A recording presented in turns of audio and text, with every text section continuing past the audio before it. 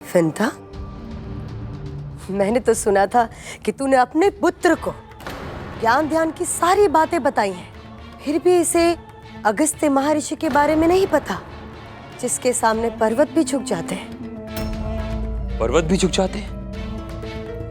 तब तो ये महर्षि सचमुच अद्भुत है। इनके बारे में बताइए ना दीदी माँ। सप्त महान ऋषियों में से एक है महर्षि अगस्त्य।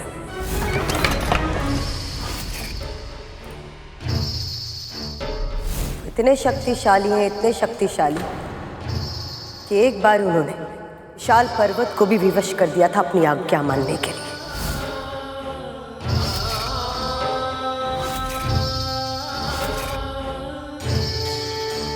हम सब मानते हैं कि हिमालय सृष्टि का सबसे ऊंचा पर्वत है। उसका स्वभाव ही है प्रतिदिन थोड़ा थोड़ा बढ़ना। एक दिन विंध्याचल पर्वत को हिमालय से इतनी ईर्ष्या हो गई कि उसने हिमालय से भी ऊंचा होने का हठ ठान लिया और तीव्र गति से बढ़ने लगा।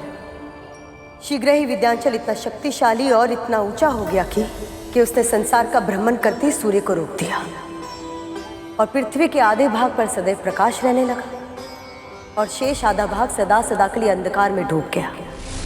ऐसी स्थिति में जीवन का विनाश होने लगा। पेड़ पौधे सभी प्रकार के प्राणियों का अंत होने लगा। ऐसे में देवताओं को भीषण चिंता होने लगी और वो उपाय की खोज में ब्रह्मदेव के पास जा पहुंचे।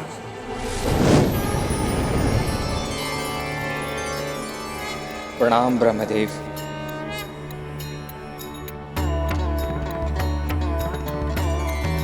मैं तो केवल सृष्टि का सृजन करता हूं। विंध्याचल को बढ़ने से रोकना मेरे सामर्थ्य में नहीं है। ब्रह्मदेव से इच्छा पूरी नहीं हुई तो सभी देवगण विष्णु के पास जा पहुंचे। प्रणाम विष्णु जी। सृष्टि में जो होता किसी न किसी कारण से ही होता और इसीलिए आपकी समस्या का समाधान करना मेरे लिए संभव नहीं। विंध्याचल के विकास को रोकने का उपाय महादेव शिव शंकर ही कर सकते हैं। संपूर्ण ब्रह्मांड में केवल एक ही महात्मा है जो पृथ्वी पर छाए इस संकट का समाधान कर सकते हैं और वो है महर्षि अगस्त्य। आप सब उनके पास जाइए, समाधान अवश्य मिलेगा।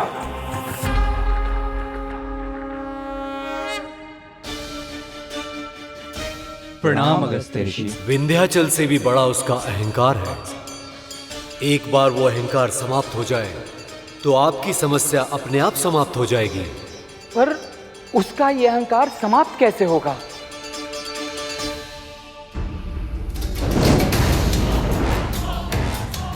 कितने छोटे हैं ये सब मेरे सामने, कितने तुच्छ। ओम नमः शिवाय, ओम नमः शिवाय, ओम नमः शिवाय, ओम नमः शिवाय, ओम नमः शिवाय, ओम नमः शिवाय। मैं इतना विशाल हूं पर मेरी ओर आंख उठाकर भी नहीं देखा। ओम नमः शिवाय, ओम नमः शिवाय। अवश्य ही ये कोई बहुत सिद्ध महान ऋषि हैं। तभी तो शिव भक्ति में इतने लीन हैं कि आसपास की कोई भी वस्तु इन पर अपना प्रभाव नहीं डाल पा रही है। ओम नमः शिवाय। यदि इनका मुझे आशीर्वाद मिल जाए तो मेरा प्रभुत्व और भी अधिक बढ़ जाएगा। ओम नमः शिवाय, ओम नमः शिवाय। अभिवादन स्वीकार कीजिए महर्षि। ओम नमः शिवाय। अभिवादन स्वीकार कीजिए महर्षि।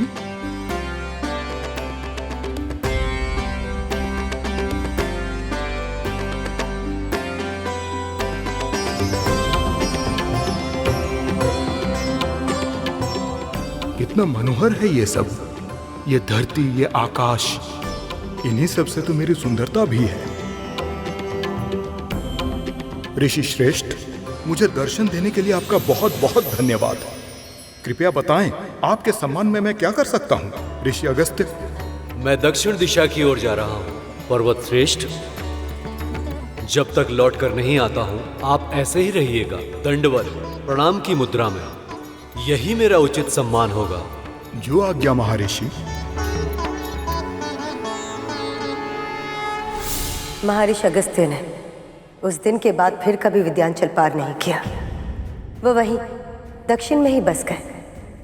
पर उनकी असीमित शक्ति का प्रमाण देता है विंध्याचल पर्वत आज भी उनकी लौटने की प्रतीक्षा में वैसे ही है, दंडवत मुद्रा में भूमि पर लेटा हुआ। पर आज वो अभिमान से रहित है और सृष्टि के विकास में अपना योगदान दे रहा है। यह तो सचमुच बहुत महान ऋषि है। इनके दर्शन करना तो सौभाग्य की बात होगी। इतना अधीर मत हो गरुड़। अभी तक उनके व्यक्तित्व के एक ही पक्ष के बारे में जाना है तुमने, पर महर्षि अगस्त्य के व्यक्तित्व में बहुत कुछ ऐसा है जो सतह से नहीं दिखाई देता। उनके बारे में जानने के लिए गहराई में उतरना होगा। तेरे पिता महर्षि कश्यप बहुत शांत है। उन्हें देखते ही शीतलता का अनुभव होता है, किंतु वहीं दुर्वासा ऋषि, जिन्हें देखते ही क्रोध की अग्नि का अनुभव होता है, किंतु महर्षि अगस्त्य इन दोनों से भी विकट है। उनका व्यवहार अप्रत्याशित होता है। वो कब क्या करेंगे, किस पर प्रसन्न होंगे, किस पर क्रोधित होंगे और किसको अपना वरदान देंगे और किसको अपना श्राप, इसका अनुमान लगाना असंभव है। पिताजी और दुर्वासा ऋषि के सामने तो सावधान रहा जा सकता है, पर जिनकी प्रतिक्रिया का कोई अनुमान न लगा पाए, उनके सामने कोई कैसे व्यवहार करे? यही भूल उन दोनों ने भी की थी। आतापी वातापी के साथ क्या हुआ था, स्मरण है ना दीदी? ये कथा तो हमने भी नहीं सुनी माँ, बताइए ना, कौन थे आतापी वतापी? आतापी वतापी दो राक्षस थे। दोनों ने संसार में अपना आतंक मचाया हुआ था। एक दिन एक व्यापारी अपने घर लौट रहा था। उसे देख आतापी वितापी ने अपना रूप बदला और मायावी शक्ति से उस व्यापारी के साथ छल किया। फिर आतापी ने बोला, लगता है आप बहुत दूर से आ रहे हैं। मैं इस बकरे को खाने ही जा रहा था, वो तो शिव की कृपा से आपके साथ भेंट हो गई। आपको खाना खाने बिना नहीं जाने दूंगा मैं यहां से। मेरी कुटिया निकट ही है, आप आइए मेरे साथ।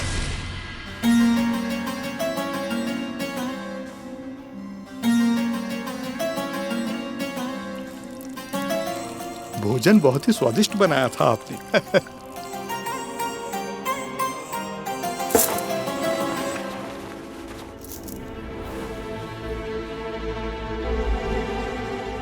ये आपके लिए छोटी सी भेंट।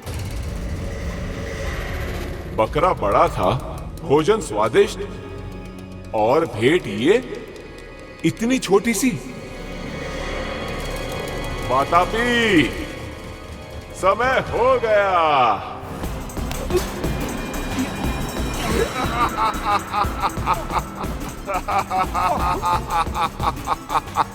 वातापी,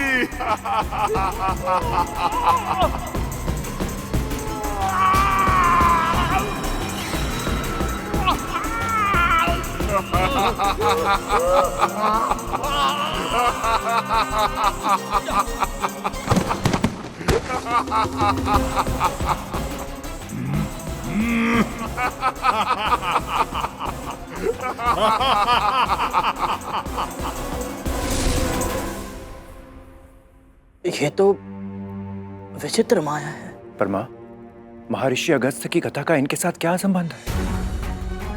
एक दिन महर्षि अगस्त्य भी उसी मार्ग से जा रहे थे। ओम नमः शिवाय, ओम नमः शिवाय। तभी आतापी वातापी की दृष्टि उन पर पड़ी। ओम नमः शिवाय, ओम नमः शिवाय। पल भर में उनके मन में लोभ और जीवा में पानी आ गया। ओम नमः शिवाय, ओम नमः शिवाय। आतापी वातापी आज महाभोज का आनंद उठाएंगे। ये ढोल सब पेट फाड़ेंगे और स्वाद से खा जाएंगे। लगता है बहुत दूर से आए हैं ऋषिवर। देखिए, बिन भोजन मैं आपको जाने नहीं दूंगा। निकट ही मेरी कुटिया है, तो आइए।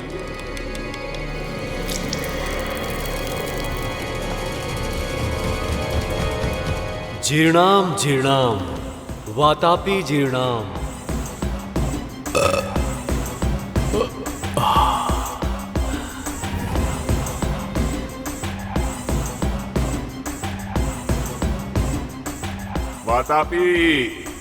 वातापी समय हो गया।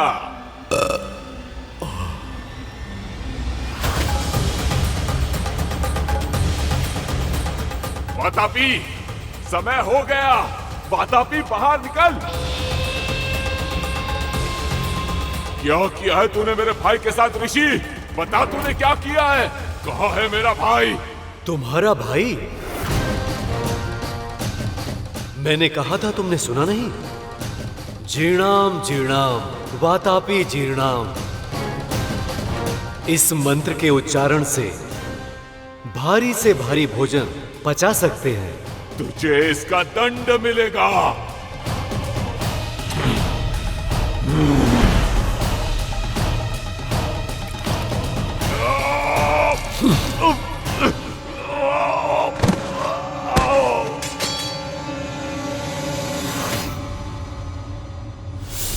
यदि अगस्त ऋषि इतने ही अप्रत्याशित हैं कि कब क्या करते हैं कहा नहीं जा सकता, तो क्या वो गरुड़ से प्रसन्न होकर इसे अपनी इच्छा से नोनी का साग देंगे?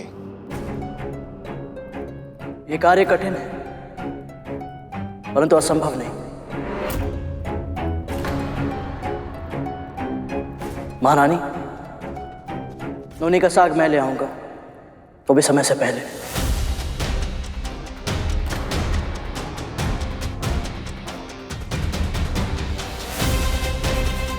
तुझे लाना ही होगा गरुड़।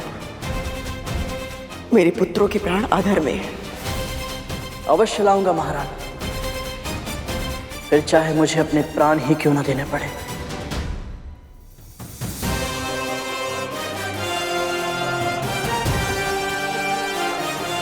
आज्ञा दीजिए।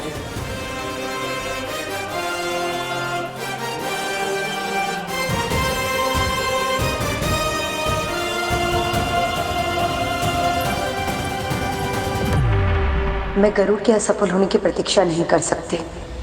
मुझे स्वयं ही ये निश्चित करना होगा कि इनसे कोई चूक हो जाए और ये जीवित पुत्रिका के व्रत विफल हो जाए। पर कैसे करूं ये? कैसे?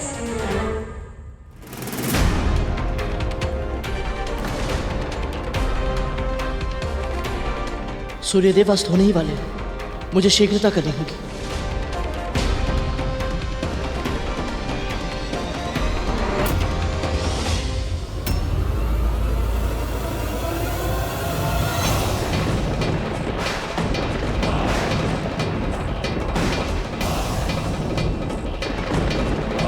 यमदूत यहाँ?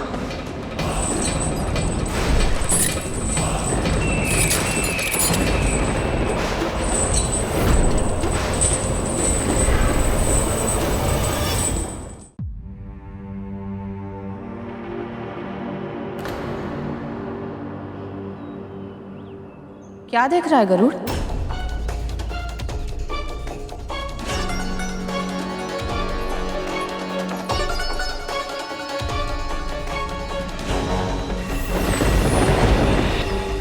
क्या हुआ? बोल। पता नहीं मां, विचित्र सा भय लग रहा है। मैं जानता हूं मैंने क्रोध में आकर अपने भाइयों को कहा था यदि उन्होंने आप पर अत्याचार किया तो मैं उन्हें ऐसी अवस्था में पहुंचा दूंगा कि वो ईश्वर से अपनी मृत्यु की कामना करेंगे। और आज जब सच में उनके प्राण संकट में है तो बोले गए शब्द धनुष से छूटे तीर की तरह होते हैं गरुड़। चाहकर भी उन्हें वापस नहीं लौटाया जा सकता। पर इस समय तो इन नकारात्मक विचारों को मन में मत आने दे। अभी जो कार्य करना है उस पर ध्यान दे। सच कहूं तो इस आपदा में भी एक वरदान मिला है तुझे। हाँ गरुड़, महर्षि अगस्त्य से भेंट का अवसर किसी सौभाग्य से कम नहीं है। जब वो तेरे सामने आए ना तो तू उन्हें दंडवत प्रणाम करना। तब तक भूमि से मत उठना जब तक वो तुझे आशीर्वाद ना दे दे। यदि उन जैसे महान ऋषि का वरद हस्त तेरे सर पर होगा तो तेरे भाइयों के साथ कोई अहित नहीं होगा। गहरी श्वास ले गरुड़, अन्य सभी चिंताओं को अपने मस्तिष्क से निकाल दे। अपने मन को विचार शून्य कर ले। केवल वर्तमान में जो कार्य करना है ना, उस पर ध्यान केंद्रित कर।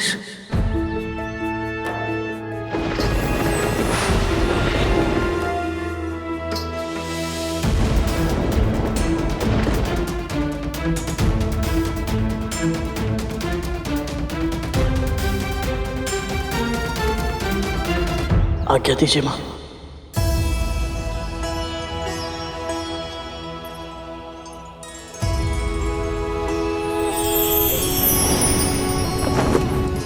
हे नारायण,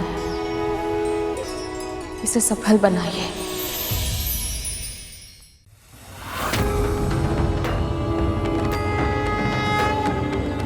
महर्षि अगस्त्य से भेंट का अवसर किसी सौभाग्य से कम नहीं है। जब वो तेरे सामने आए ना, तो तू उन्हें दंडवत प्रणाम करना। तब तक भूमि से मत उठना जब तक वो तुझे आशीर्वाद ना दे दे।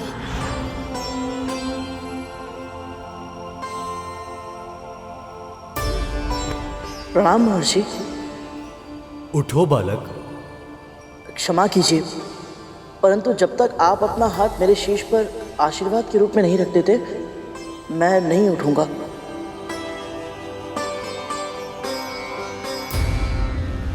इस दासी ने तुझ पर हाथ उठाया कद्रू, और तुमने इसको तन तक नहीं दिया। ऐसे नियंत्रित करी तुम इस विंता और उसके पुत्र को। मैं मानती हूं कद्रू कि क्रोध ना करके तुम अपनी जीवित पुत्रिका के व्रत को व्यर्थ नहीं करना चाहती, क्योंकि तुम्हारे पास ये अंतिम उपाय है अपने पुत्रों के प्राण बचाने का। पर यदि तुम इन दोनों को उनकी मर्यादा नहीं सिखाओगी, तो देखना कद्रू, ये दासी एक दिन तुम्हारे शीश पर बैठकर राज करेगी, और तुम सिर्फ चुपचाप देखने के सिवाय कुछ नहीं कर पाओगी। ये स्वयं तुम्हें थप्पड़ मार सकती है। तो कल्पना करो कि भविष्य में वो अपने विशाल विकट पक्षी से क्या क्या करवाएगी। तुम हंस रही हो कद्रू? स्वर्ग में तुम्हें बहुत अच्छी नींद आती होगी ना दीदी। तुम्हें स्वप्न देखने की इतनी लत लग चुकी है कि तुम दिन में भी स्वप्न देखने लगी हो। एक तो दिवा स्वप्न, ऊपर से इतना आनंददायक।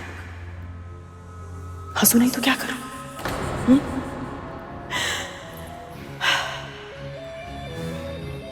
मैं तो कल्पना भी नहीं कर सकती कि ये तप्पू विंता, जिसका हर दूसरा शब्द क्षमा कर दीजिए से प्रारंभ होता है, वो कभी मेरे सामने शीश उठाकर राज भी कर पाएगी।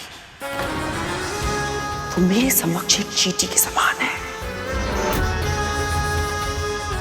जैसे एक चींटी अपने भार से सहस्त्र गुणाधिक भार उठाकर चलती है, वैसे ये भी कभी अपराध बोध का, कभी अपने वचन का, कभी अपनी अच्छाई का, और कभी दया का बोझ उठाकर शीश पर लाद कर चलती है। ये मेरे सामने अपना स्वर उठाए,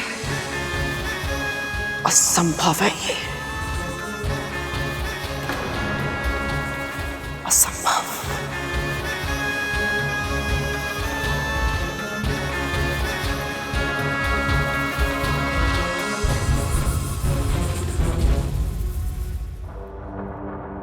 सही कहा तुमने कद्रू। ये विंता एक चींटी जैसी ही है, पर किसी चींटी को सताना, उसे मारना, ये बहुत बड़ा महापाप होता है, जिसका तुम्हें आभास भी नहीं है कद्रू। कद्रू, कद्रू, बहुत बहुत धन्यवाद ऐसा उपाय देने के लिए। अब देखना कद्रू, ये छोटी सी चींटी ही तुम्हारे इतने बड़े व्रत को कैसे भंग करती है। बड़े ही हठी बालक हो तुम। आपसे हट करने की धृष्टता तो मैं स्वप्न में भी नहीं कर सकता। ये तो मेरी माँ की आज्ञा है गुरुदेव। उनकी आज्ञा का उल्लंघन मैं कभी नहीं कर सकता। गुरुर् ब्रह्मा गुरुर्विष्णु गुरुर्देवो महेश्वरा गुरु साक्षात परब्रह्म तस्मै श्री गुरुवे नमः। जिन गुरु के आगे त्रिदेव भी सम्मान से शीश झुकाते हैं, तुम उन्हीं गुरु की आज्ञा से अधिक अपनी मां की आज्ञा को महत्व दे रहे हो।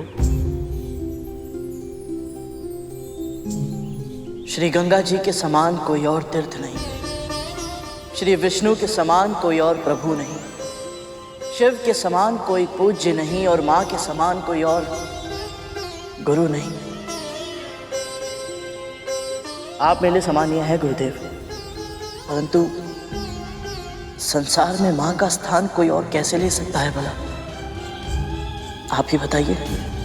तुम्हारी मां ने तुम्हें उत्तम शिक्षा दी है गरुड़।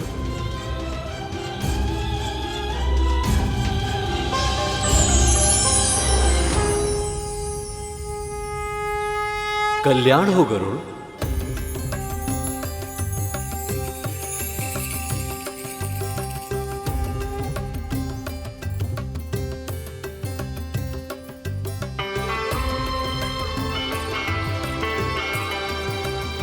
महर्षि, आप मुझे पहचानते हैं? मेरी माँ ने बताया था आप सर्वज्ञाता है, सब कुछ जानते हैं, परंतु स्वयं आपकी महानता का अनुभव करना अद्भुत है मेरे लिए। आप कैसे? जीवित पुत्री का व्रत के लिए नोनी का साग लेने आए हो ना?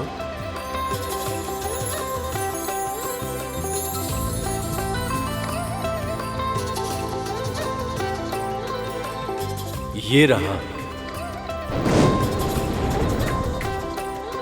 ले लो।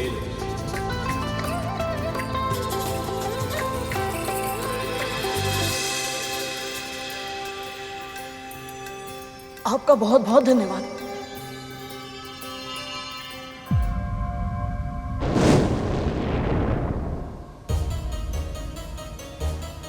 महर्षि,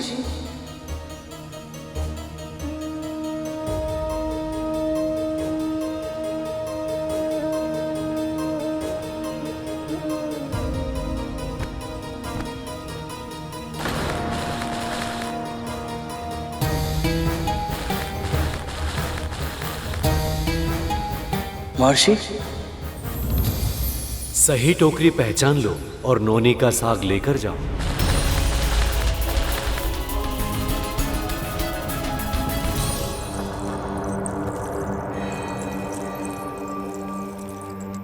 राहु, ये नाक का बिल देख रहे हो, इसमें हाथ डालो।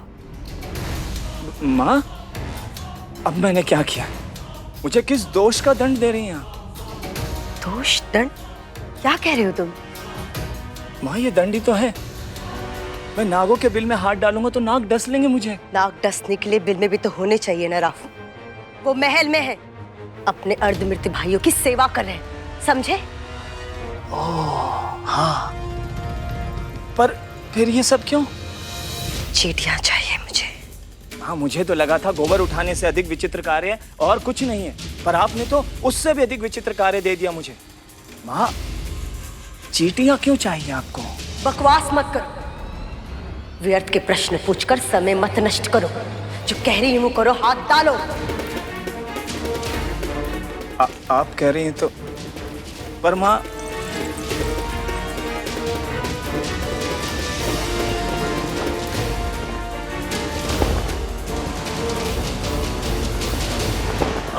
छी, माँ, चींटियां कैसे चल रही है मेरे तन पर?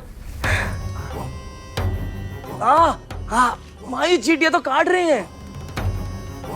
यही तो उनकी सुंदरता है, किसी भी सतह पर चलने लगती है, बिना किसी स्वर के और बिना किसी का ध्यान आकर्षित किए।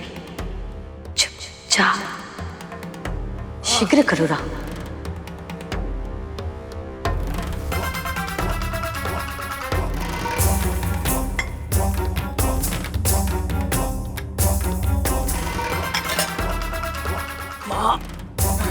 पकड़ो, अब चलो।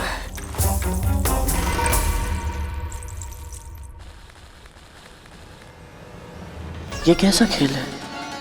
महर्षि ने तो पूरी तरह से भ्रमित कर दिया।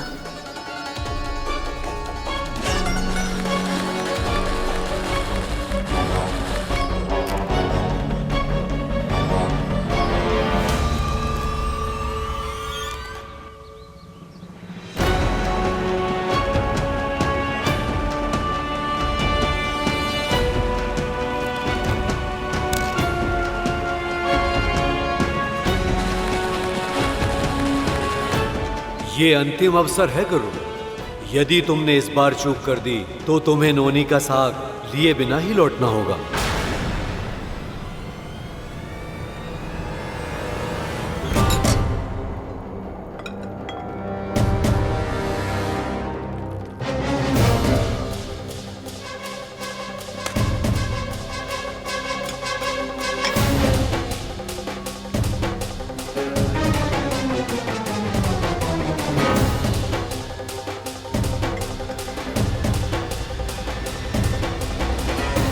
माता कद्रू के कक्ष में एक गुड़ का टुकड़ा क्यों फेंका है माँ ने?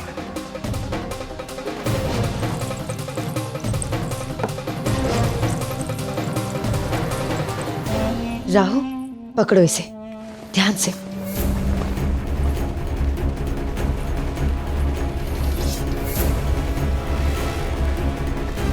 अच्छा, अब समझा। विमाता कद्रू इस चटाई पर लेटेंगे और उनके भार से दबकर सारी चींटियां अवश्य मर जाएंगी और उन्हें जीव हत्या का महापाप लगेगा और उनका व्रत भंग हो जाएगा।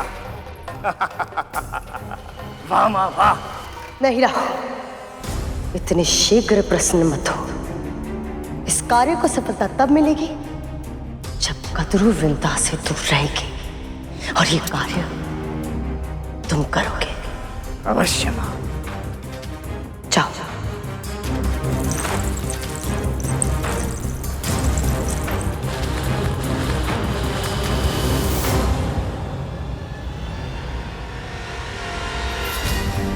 सूर्यदेव भी अब किसी भी क्षण अस्त हो जाएंगे। क्या करूं मैं? गहरी श्वास ले गरुड़।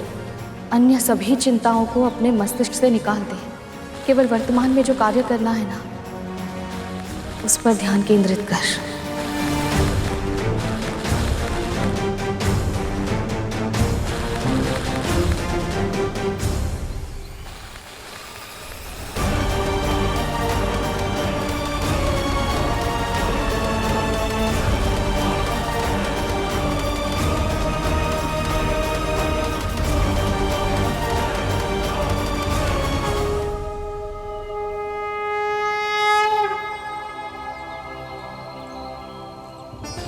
क्षमा करें गुरुदेव, मैं समझ गया।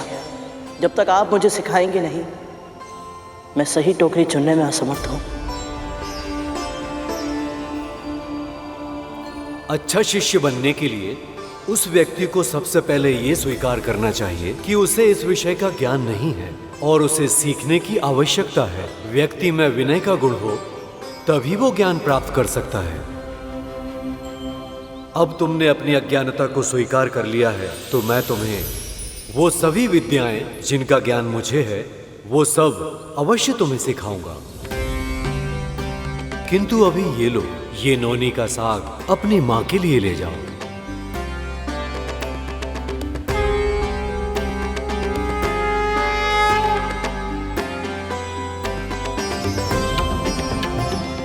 आपका बहुत बहुत धन्यवाद मौसी।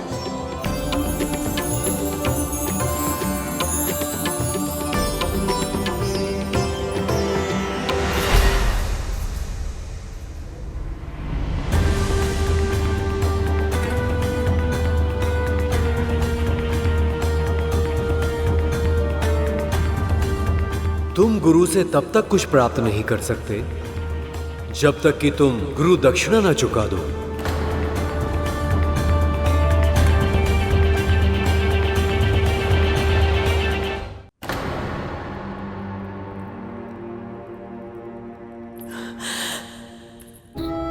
मैं जानती हूं आज तुम सब बहुत कष्ट में हो। जीवन के लिए इतना संघर्ष करना होगा, कभी सोचा भी नहीं होगा तुम सबने।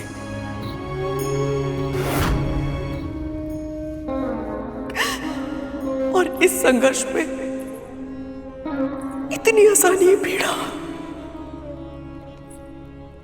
इसकी तो कल्पना भी नहीं की होगी। किंतु स्मरण रहे, तुम सबने कद्रू की गर्भ से जन्म लिया है। इस सृष्टि में आने का एक ही उद्देश्य है तुम सबका, त्रिलोक पर शासन करना। तुम सब हार नहीं मान सकते। नहीं, अपने आंतरिक बल को संचित करो मेरे पुत्रों, संचित करो। शीघ्र ही मेरा व्रत पूरा हो जाएगा, तुम सब फिर से जी उठोगे। बस तब तक के लिए। कद्रू, ये सब तुम्हें सुन नहीं सकते। पर क्यों दीदी? जब डिम्बे थे तब तो सुन लेते थे ना, फिर अब मेरा स्वर इन तक क्यों नहीं पहुंचेगा? हाँ, मैं जानती हूं अभी ये केवल मुझे उत्तर नहीं दे रहे, किंतु मुझे पूरा विश्वास है ये सब मुझे सुन पा रहे होंगे।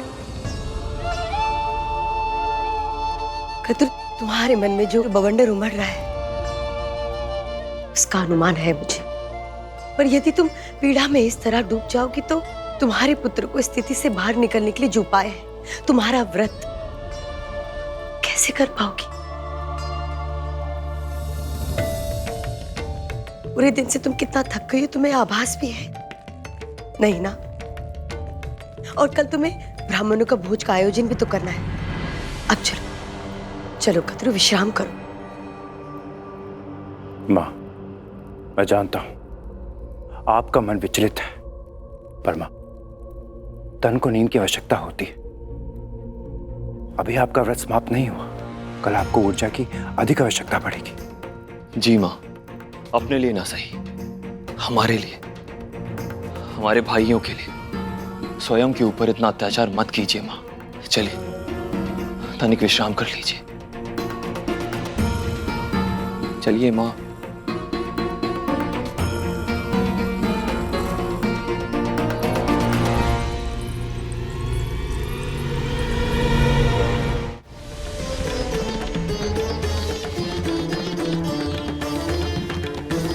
आप जैसे महान सर्वज्ञाता महर्षि को भला मैं क्या दे सकता हूं?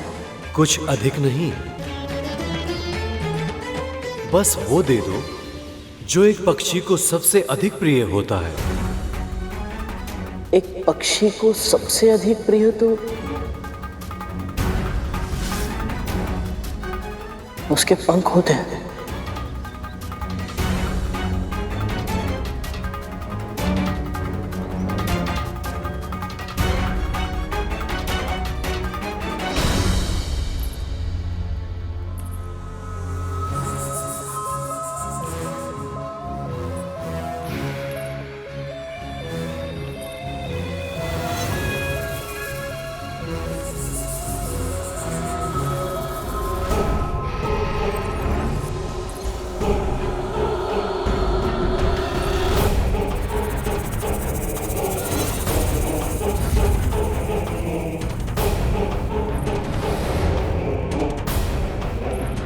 जैसे ही कद्रू इस आसन पर विश्राम करेगी, उसके भार से अनेक चींटियां मर जाएंगी और जीवित हत्या के दोष में उसके जीवित पुत्रिका का व्रत टूट जाएगा।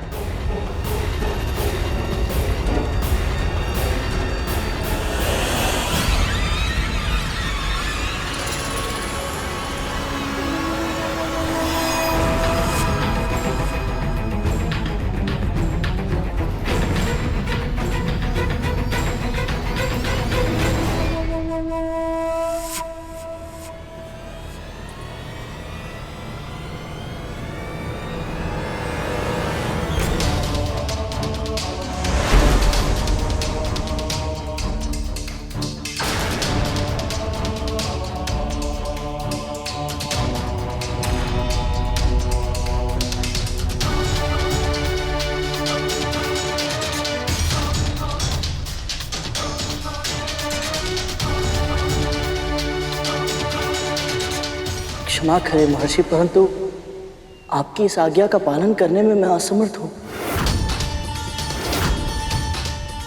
मुझे लगा था तुम में इतने संस्कार तो अवश्य होंगे कि तुम अपने गुरु का सम्मान करोगे, अपने कर्तव्यों का पालन करोगे और अपने वचन को पूरा करोगे।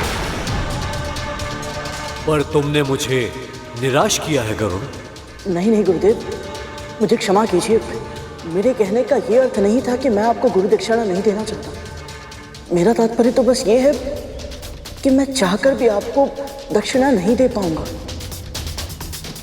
मेरे ये पंख बहुत शक्तिशाली है गुरुदेव। कोई भी साधारण तलवार इन्हें काट नहीं सकती। ये कोई साधारण तलवार नहीं है गरुड़। जहां इच्छा होती है वहां साधन अपने आप उत्पन्न हो जाते हैं गरुड़। इस संसार में ऐसी कोई वस्तु नहीं जिसके सामने इस तलवार की धार हार जाए।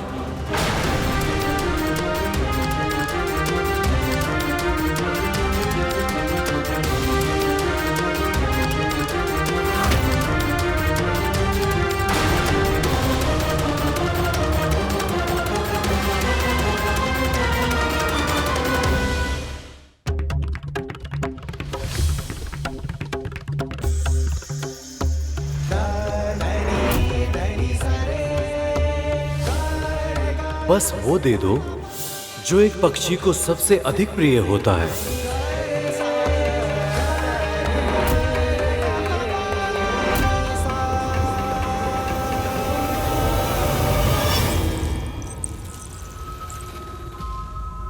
प्रभु,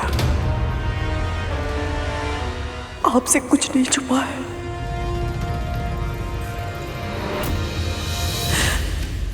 आप स्वयं जानते हैं कि ये व्रत मैंने बहुत मन से किया है। यदि भूल से भी कोई भूल हो गई हो तो मुझे क्षमा कर देना। मैं जानती हूँ आपके प्रति मेरी श्रद्धा में कोई कमी रह गई है, किंतु विंता तो आपकी परम भक्त है ना प्रभु। वो भी मेरे पुत्रों के लिए प्रार्थना कर रही है, उसने भी व्रत रखा है। विंता की पुकार सुन लीजिए प्रभु, सुन लीजिए।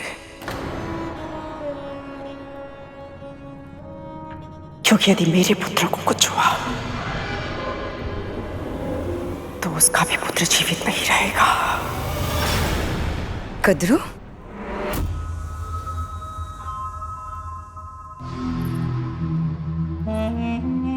कद्रू, मैंने तुम्हें विश्राम करने के लिए कहा था ना। अवश्य करूंगी, किंतु जाप करने के बाद।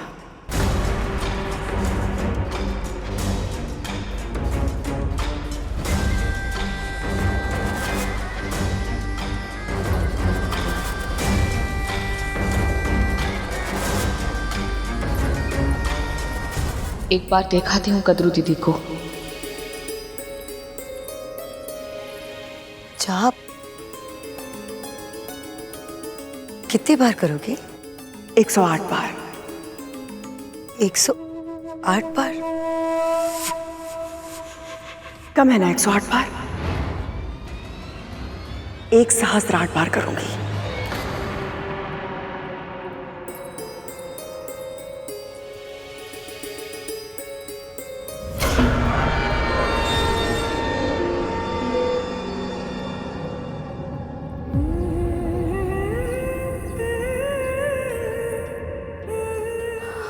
बहुत बहुत धन्यवाद प्रभु, आपने मुझे जीव हत्या का महापाप करने से रोक लिया। पर ये इतनी सारी चींटियां।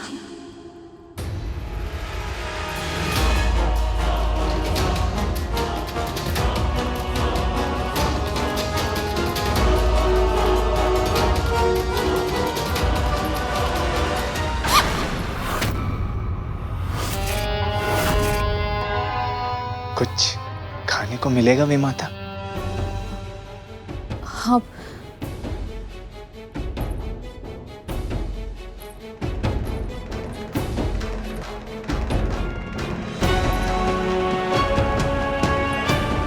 बस अब किसी भी पल चींटियों की जीव हत्या के दोष से कद्रू का व्रत टूट जाएगा।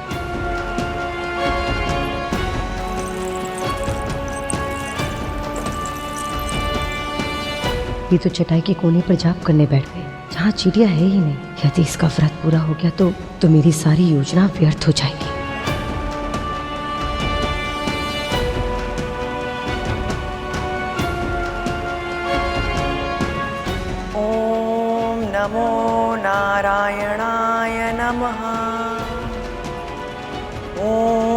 नमो नारायणाय नमः।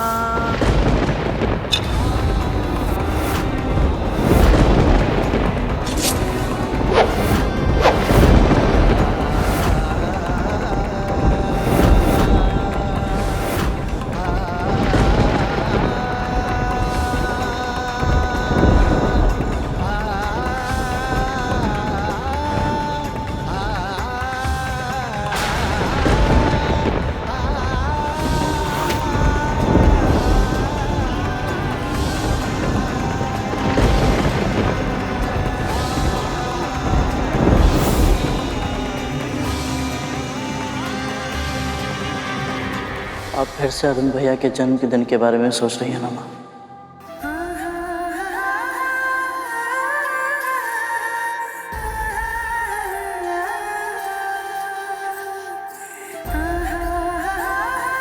कभी कभी जब मैं अरुण को देखती हूँ, मुझ में जो कुछ भी बुरा है वो सब जैसे बांध तोड़कर बाहर आ जाता है। उसे जब देखती हूँ तो मेरे सारे दोष मेरे सामने आकर मुझे सत्य का दर्पण दिखाते हैं। कहते हैं, देख विंता, तेरे कारण तेरे पुत्र को अर्धविकसित अवस्था में जन्म लेने पर विवश होना पड़ा। पर फिर जब पलटकर तुझे देखती हूँ तो लगता है कि इस जीवन में कुछ पुण्य तो अवश्य किए होंगे मैंने, जो तेरे जैसे संपूर्ण, संस्कारी, बुद्धिशाली और बुद्धिमान पुत्र की माँ कहलाने का सौभाग्य प्राप्त हुआ है मुझे। जब तुझे देखती हूँ ना गरुड़, तो ये जीवन मुझे एक उत्सव लगता है। जब तू अपने ये पंख फैलाकर आकाश में उड़ान भरता है ना, तो मेरी आत्मा विस्तार पा जाती है। ऐसा लगता है मुझे कि स्वयं प्रभु विष्णु के चरण छू रही हूँ मैं।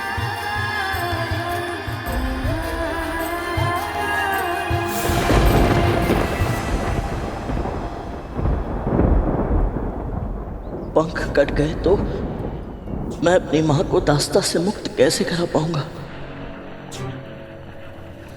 अपने भाइयों को दिया वचन कैसे निभा पाऊंगा? पिताजी की आशाओं को पूरा कैसे कर पाऊंगा?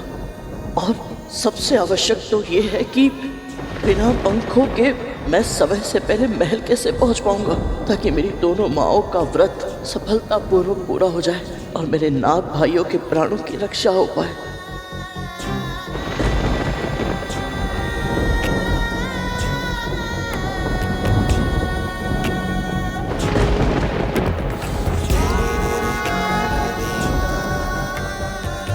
ओम श्री मात्रे नमः।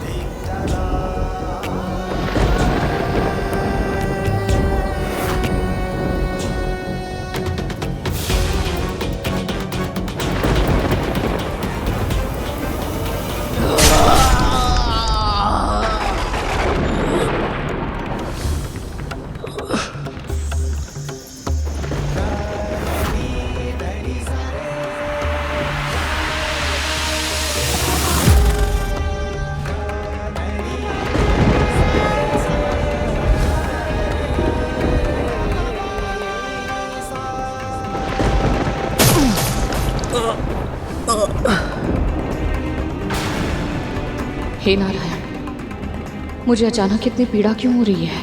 कहीं मेरा पुत्र किसी संकट में तो नहीं?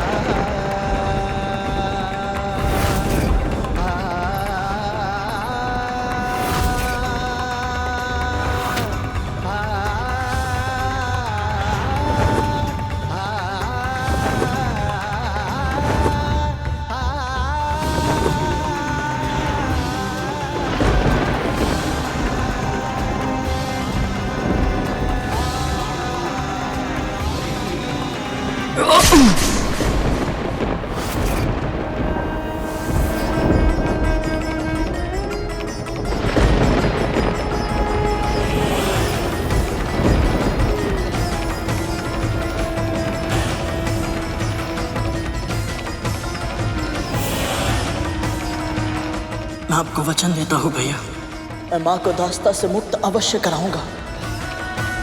वचन देता हूं मैं।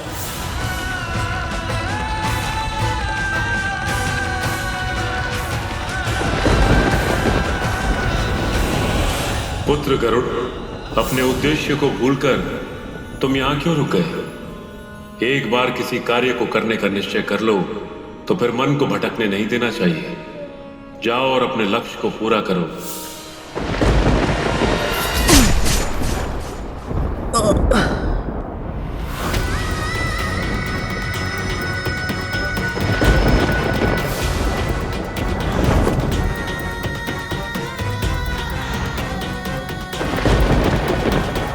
महारानी, मैं नोनी का साग समय से पहले ले आऊंगा, फिर चाहे मुझे अपने प्राण ही क्यों ना देने पड़े।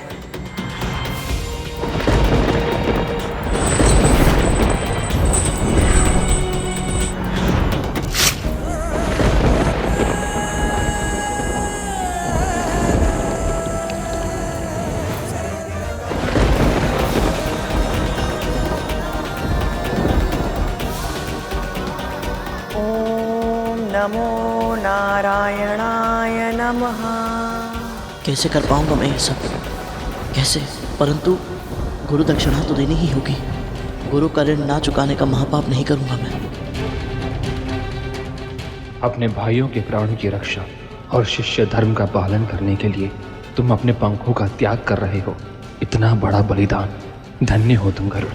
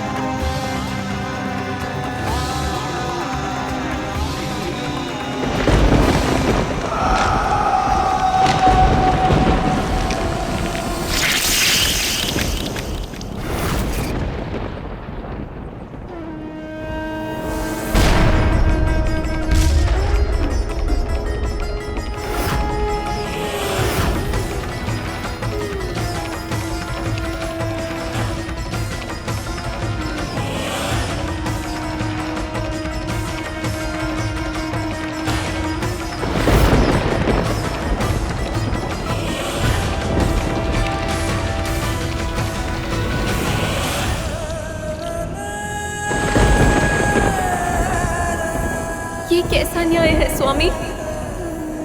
विंता ने पिछले जन्म में ऐसे कौन से पाप किए थे कि उसके एक पुत्र का पांव नहीं है और अब दूसरे पुत्र के पंख भी नहीं रहे।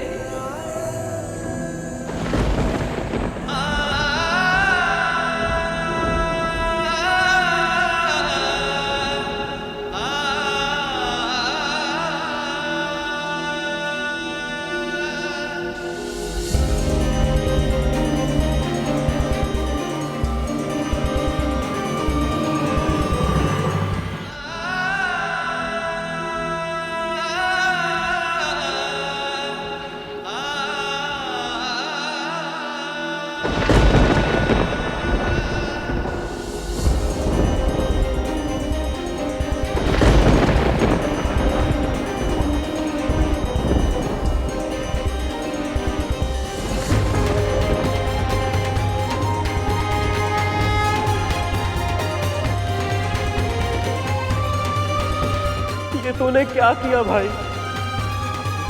अब हमारी माँ को उनके कष्टों से मुक्त कैसे करवाएगा तू?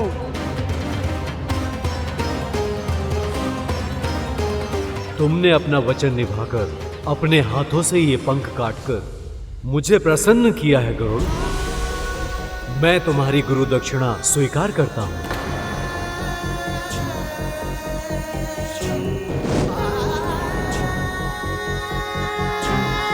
ये लो, ये नोनी का साग ले जाओ और अपने भाइयों के जीवन की रक्षा करो गरुड़।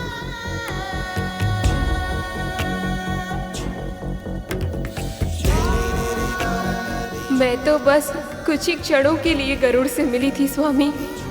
केवल कुछ समय के लिए भाभी माँ सुना था मैंने। इसकी भाभी माँ होने का अनुभव किया था और फिर भी इसे इस दशा में देखकर मेरा हृदय फटा जा रहा है।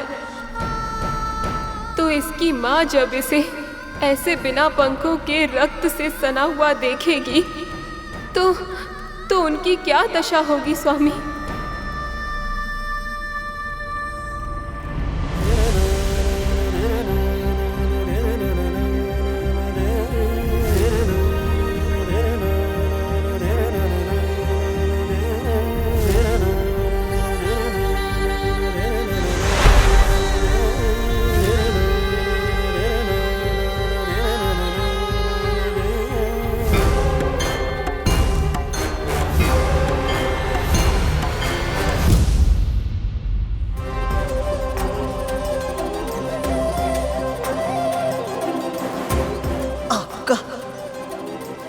बहुत बहुत धन्यवाद गुरुदेव। आज्ञा दीजिए।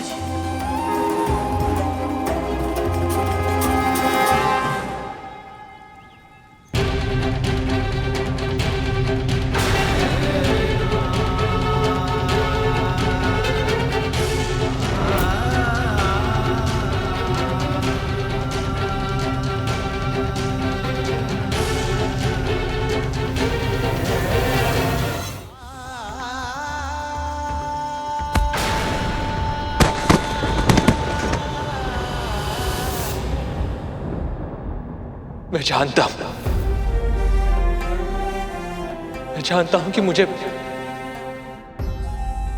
सांसारिक घटनाओं से स्वयं को तटस्थ रखना है, किंतु गरुड़ की यह पीड़ा मुझसे देखी नहीं जा रही। पंख कटने से जितनी पीड़ा उसके तन को हो रही, उससे कई अधिक पीड़ा उसका मन सह रहा कि अब वो अपने नाग भाइयों के जीवन की रक्षा कैसे करेगा। जिन नागों ने मां कद्रू ने इसे और इसकी मां को इतने कष्ट पहुंचाए, ये उनके कष्ट के लिए व्याकुल हो रहा है जो सदैव परोपकार की भावना अपने मन में रखता है। महर्षि अगस्त्य उनके साथ इतने कठोर कैसे हो सकते हैं? प्रभु, गरुड़ के पंख ही नहीं रहेंगे तो केवल विंता मां का ही नहीं, सभी भक्तों का अपने ईश्वर से विश्वास उठ जाएगा। हे प्रभु विष्णु, हे नारायण, ये कैसी लीला है आपकी।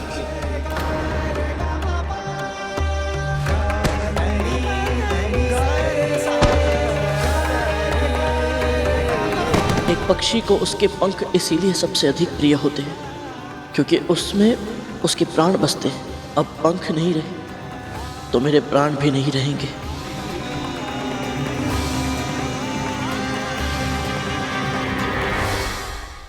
क्षमा कीजिएगा मां, आपका गरुड़ आपको दिया वचन पूरा नहीं कर पा।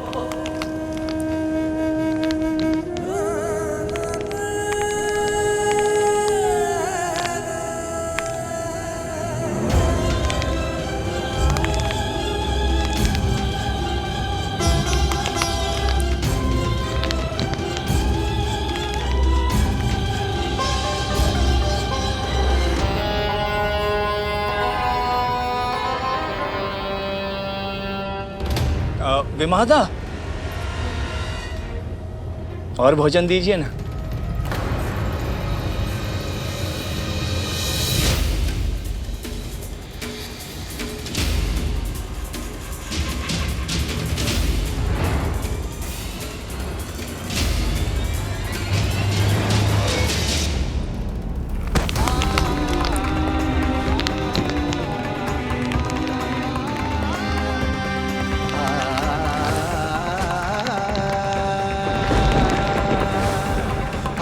ये कैसी लीला है आपकी? इतनी अच्छी मंशा से कर्म करने के बाद भी इस निर्दोष बालक के साथ इतना बड़ा अत्याचार क्यों?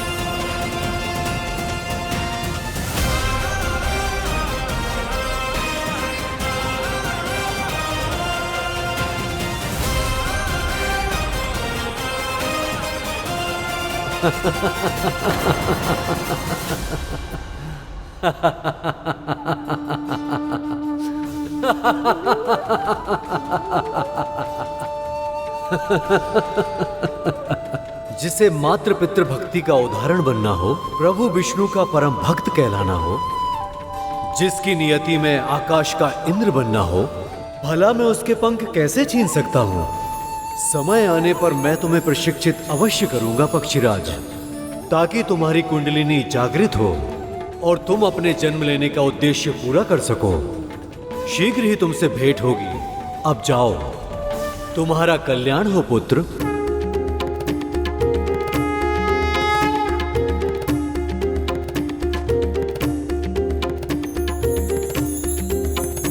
यशस्वी भवा।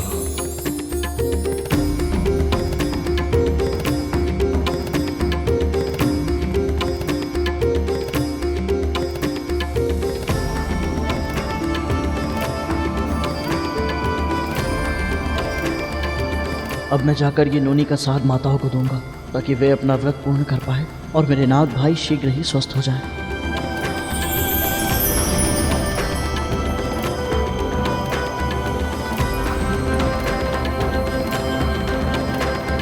ओम नमो नारायणाय नमः। ओम नमो नारायणाय नमः। ओम नमो नारायणाय नमः। गुड़ को कतरों के निकट कर देती हूँ, ताकि चींटियाँ भी उसके निकट चली जाए। ओम नमो नारायणाय नमः। ओम नमो नारायणाय नमः।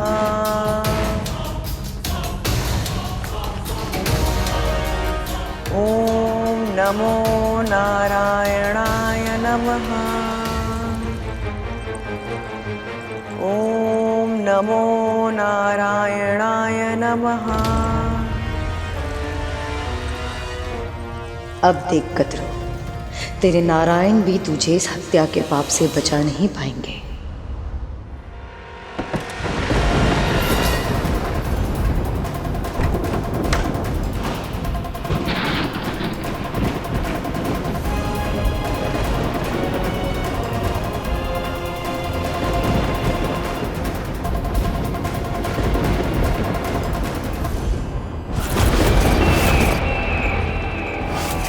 ये तो यमदूत है। तो क्या ये मेरे भाइयों के प्राण हरने आए हैं?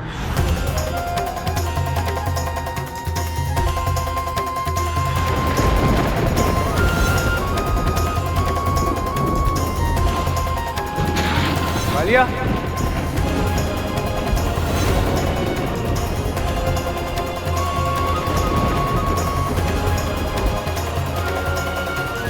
क्या हुआ तुझे? तू अकेला क्यों खड़ा है? ये तेरी आंखों में आंसू। भैया मुझे लगता है हमारे भाई नहीं रहे। क्या बोल रहा है तू? भैया मुझे आभास हो रहा है कि हमारे भाई नहीं रहे। माँ जितने भी जब तब व्रत रख ले, अब बहुत देर हो चुकी है भैया। और पता है भैया, अभी मैंने उसे भी देखा। किसे देखा? उसे।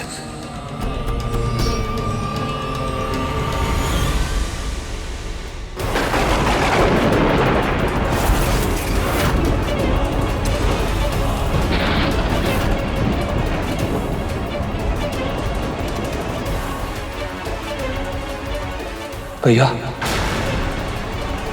अक्षक भैया,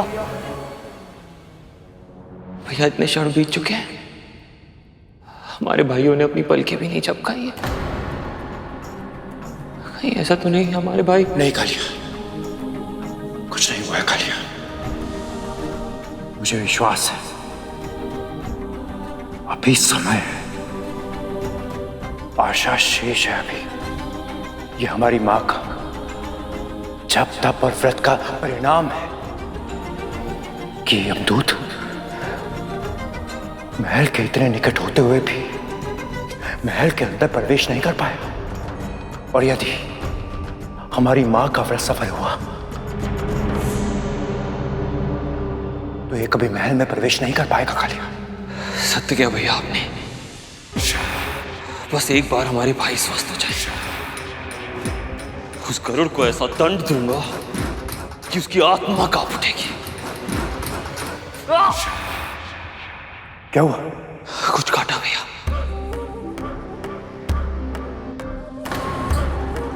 लगता है किसी चींटी ने काटा है।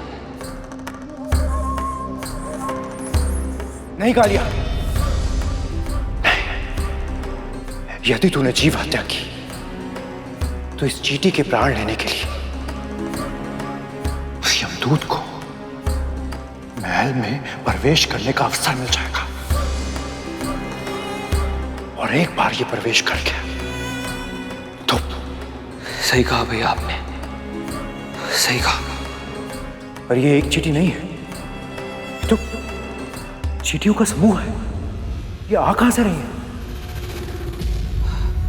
ये जा कहां रही है?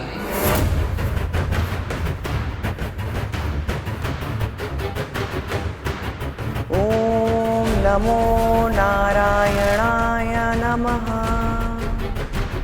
ओम नमो नारायणाय नमः। ओम नमो नारायणाय नमः। कद्रू दीदी का जाप समाप्त होने वाला होगा, मैं देख कर आती हूँ। माता कहाँ जा रहे हैं? और भोजन दीजिए ना।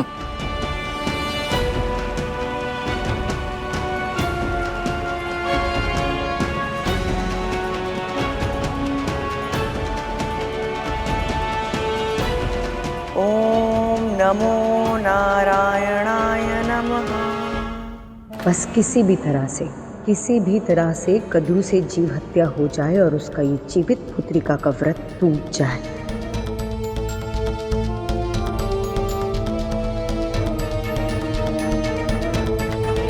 अब तुम विश्राम करो। लाओ माला मुझे दे दो।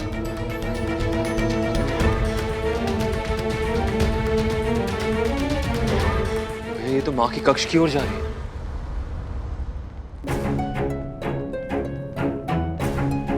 ये दोनों इतनी शीघ्रता में कहाँ जा रहे हैं? सब ठीक तो है?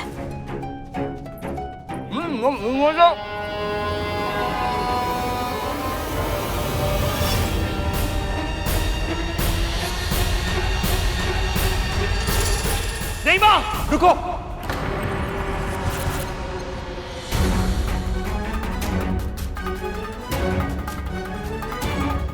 कक्ष में चींटियां हैं। झरोखे से सीधा आपकी चटाई के नीचे आई।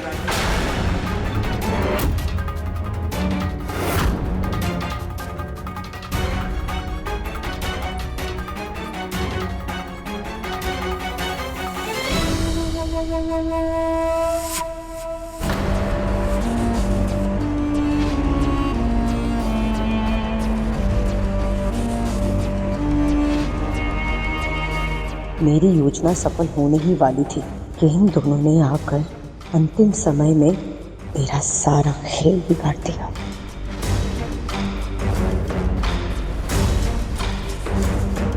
ये देखिए माँ,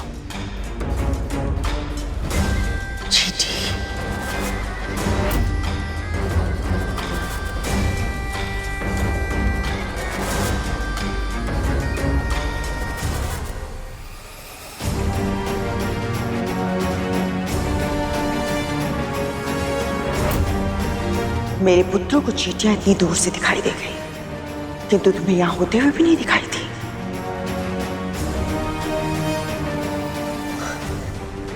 खतरू, तुम इतनी सुंदरता से माला जप रही थी, मैं बस तुम्हें देखती रह गई। समय इसके साथ है, क्योंकि इस समय से कुछ नहीं कह सकती मैं। क्रोध में कहे अपशब्दों से व्रत टूटने का भय है।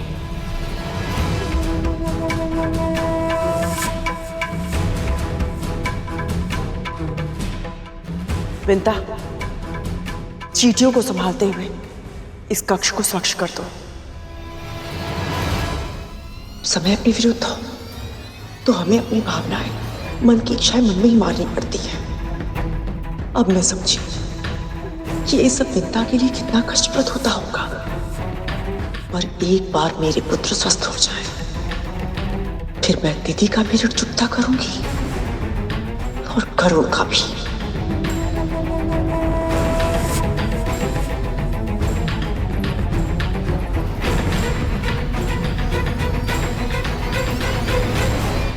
बस अब गरुड़ शीघ्र ही नोनी का साग ले आए ताकि आगे के अनुष्ठान की तैयारी हो सके। महारानी, ये लीजिए नोनी का साग।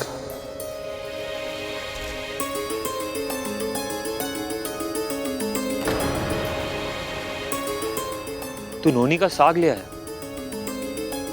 वो भी महर्षि अगस्त्य से? इतनी शीघ्र कैसे? हाँ गरुड़, इतना कठिन कार्य तूने इतनी आसानी से कैसे कर लिया?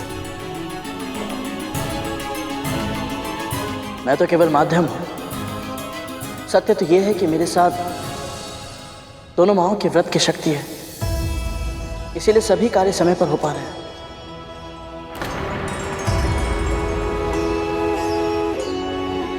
अब सभी बाधाएं दूर हो गई हैं मां। अब तो व्रत का भोग बन पाएगा ना मां? अब आप मुझे ये बताइए कि मुझे अब क्या करना है? तो कुछ नहीं करेगा, जो करना है मैं करूंगी। कुछ ही क्षण में सूर्योदय होने को है। विंता और कद्रू को सूर्य को अर्घ देकर ब्राह्मणों को भोजन कराना होगा, तब जाकर उनका व्रत पूर्ण होगा। और ब्राह्मणों को निमंत्रण देने मैं जाऊंगी ताकि वो यहाँ आकर भोजन कर सके। नहीं दीदी मां, मेरे होते हुए भला आप क्यों कष्ट करेंगे? निमंत्रण मैं दे आता हूं। अभी नोनी का साग लाते समय निकट ही नदी के किनारे मैंने बहुत बड़े ऋषि और उनके शिष्यों को देखा था। बस बस बस, तू कहीं नहीं जाएगा। मैं जाऊंगी ब्राह्मणों को निमंत्रण देने।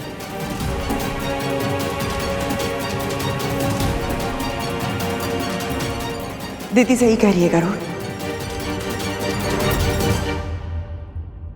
तुम अर्घ और भोग की तैयारी करने के लिए अपनी मां के साथ जाओ।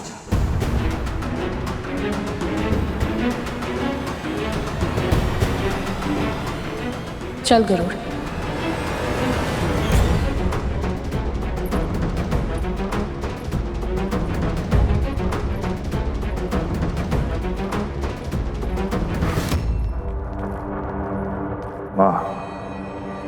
अब कौन सी चाल चल रही है आप?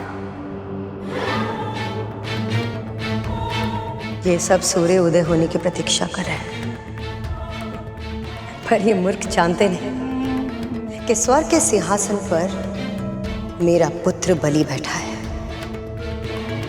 चांद सूरज तो क्या, हर देवता, प्रकृति का हर तत्व मेरे पुत्र के नियंत्रण में है। बलि,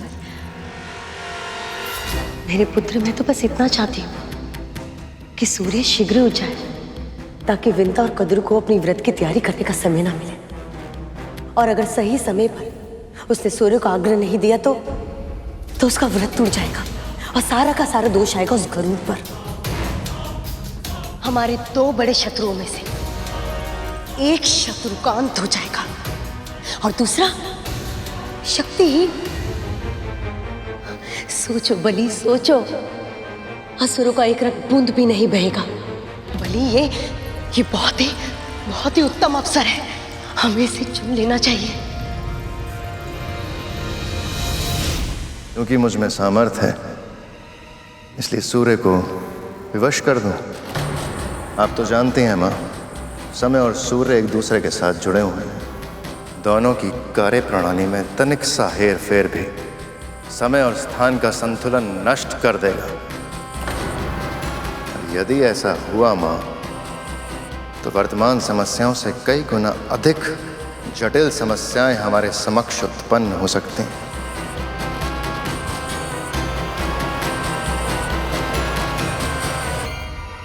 तुम बहुत सोचते हो बलि, बहुत सोचते हो, दूसरों के बारे में स्वयं से ज्यादा। कभी कभी तो मुझे लगता है कि तुम्हें सारे गुण केवल अपने पिता के, अपनी मां का एक भी गुण नहीं है तुम में। मैं आपको दुखी नहीं करना चाहता मां, किंतु आप जो कह रही हैं वो भी उचित नहीं है। समय के चक्र में विघ्न डालने का प्रभाव न केवल विमाता विनेता और कद्रू के व्रत पर पड़ेगा, बल्कि न जाने कितने महान ऋषियों की तपस्या पर भी इसका दुष्प्रभाव पड़ जाएगा। और माँ, इस समय स्वयं महर्षि दुर्वासा अपने शिष्यों के साथ उसी स्थान में है। यदि सूर्योदय होने के समय में हुए इस फेरबदल से उन्हें क्रोध आ गया तो जो होगा देखा जाएगा बलि। पर यदि तुम इस यदि वो के हेर फेर में पड़ के रह गए ना, तो कभी भी किसी भी अवसर का सदुपयोग नहीं कर पाओगे।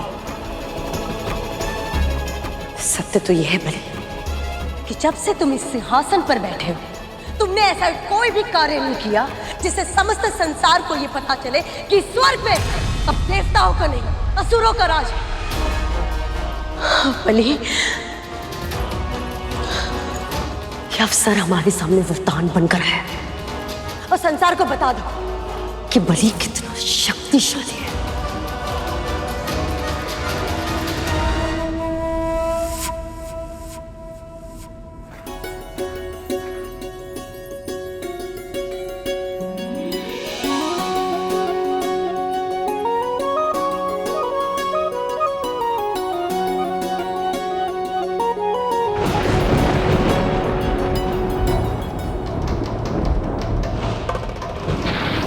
यमदूत यहाँ?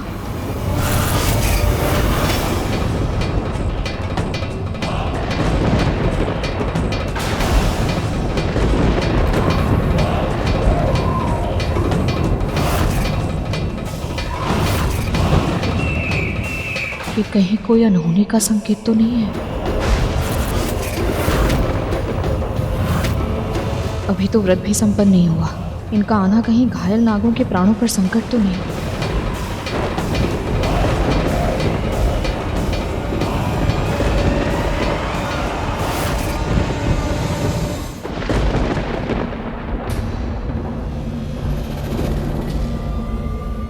महारानी, आप? व्रत तभी पूरा होता है जब व्रत करने वाला भोग की सामग्री अपने हाथों से बनाए। और वैसे भी भोजन बनाने का अनुभव मुझे तुझसे अधिक है।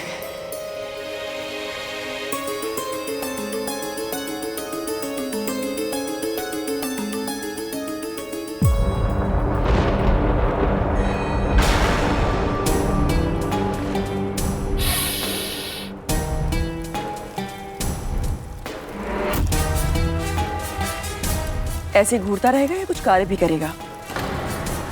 दूध का भगोना इधर लाकर रख। अकर्तव्यम न कर्तव्यम प्राणे कंठ गतैरपि कर्तव्यमेव कर्तव्यम प्राणे कंठ गतैरपि। जो धर्म, नियम और मर्यादा के विरुद्ध हो वो कार्य कभी नहीं करना चाहिए, भले ही मृत्यु सामने क्यों ना खड़ी हो। और जो कर्तव्य हो उसका पालन अवश्य करना चाहिए, भले ही मृत्यु सामने क्यों ना खड़ी हो। भली मेरे पुत्र, मैं तो केवल क्षमा कीजिए मां। धर्म अनुसार प्रकृति के नियमों की रक्षा करना मेरा कर्तव्य है। अपने स्वार्थ के लिए उनमें कोई हेरफेर नहीं करूंगा मैं।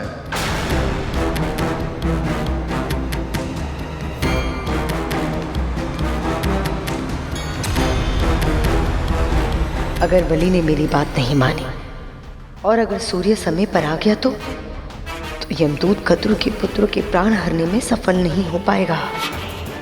मुझे कुछ भी करके सूर्य से बात करनी होगी और ये व्रत तोड़वाना पड़ेगा।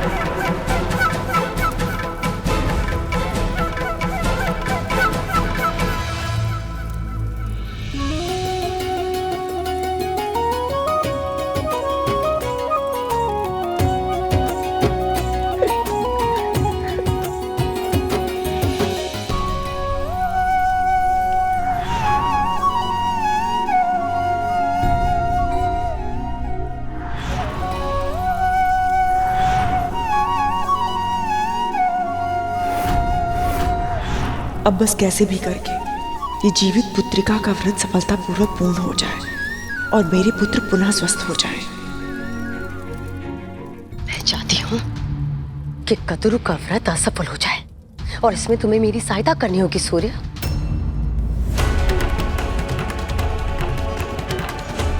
आपने पहले भी एक माँ का तब व्रत तोड़ने का प्रयास किया था, तब गरुड़ के हाथों अपने अनेकों पुत्रों को खो दिया था। आप फिर से वही पाप क्यों दोहराना चाहती हैं दिति माँ? यदि गरुड़ के नाग भाइयों को कुछ हो गया तो उसके क्रोध और प्रतिशोध की भावना सारी सीमाएं तोड़ देगी। सूर्य, तुम मुझे भयभीत कर रहे हो? नहीं मैं तो सत्य का वर्णन कर रहा हूं। तो प्रकृति के नियमों से बंधा है, इसलिए अपनी लोक में रहने की सुविधा का लाभ उठा पा रहा है। पर मत भूल कि तुम्हारे बाकी देव भाई किस दशा में हैं। हम असुरों से हारने के बाद तुम्हारे देवेंद्र के साथ वन वन भटक रहे। स्मरण रख सूर्य, यदि मैं चाहूं ना तो इसी क्षण तुझे वहां भिजवा सकती हूँ। मेरा पुत्र बलि इतना शक्तिशाली है कि तुम्हारी उपस्थिति के बिना भी वो तुम्हारे सारा कार्य कर सकता है। इतना तो तुम्हें पता ही होगा। एक बार वो मुझे मना करके मेरा हृदय दुखा चुका है। दूसरी बार अगर मैंने इसे आदेश दिया तो वो मुझे मना नहीं कर पाएगा। सत्य कह रही हैं ये, बलि बहुत शक्तिशाली है। वो चाहे तो मुझे मेरे लोक से बाहर निकाल सकता है। दिति माँ, मेरा विश्वास कीजिए, मैं आपकी अवज्ञा नहीं करना चाहता, पर समय के चक्र में व्यवधान उत्पन्न कर पाने में मैं असमर्थ हूं।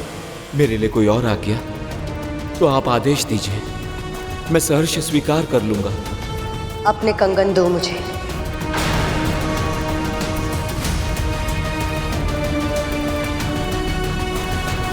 आप मेरे कंगन का क्या करेंगी माँ? सूर्य,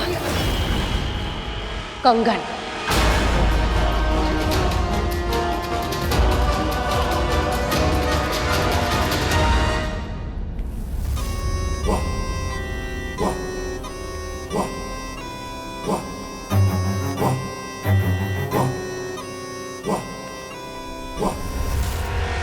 योग्य से शत्रुता और अयोग्य से मित्रता की मूर्खता की जाए तो यही दशा होती है मेरे भाइयों।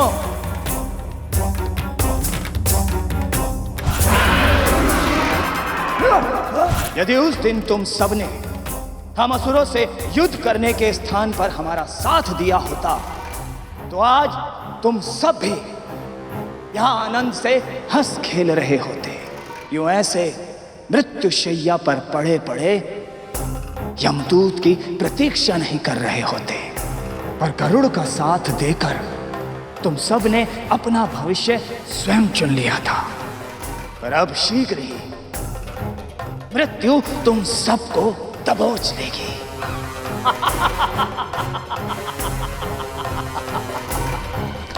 बस अब आप अपना चमत्कार दिखाइए मां। सारा भोग बन चुका है दीदी, अब बस हमें स्नान करना है। चलो अनंता।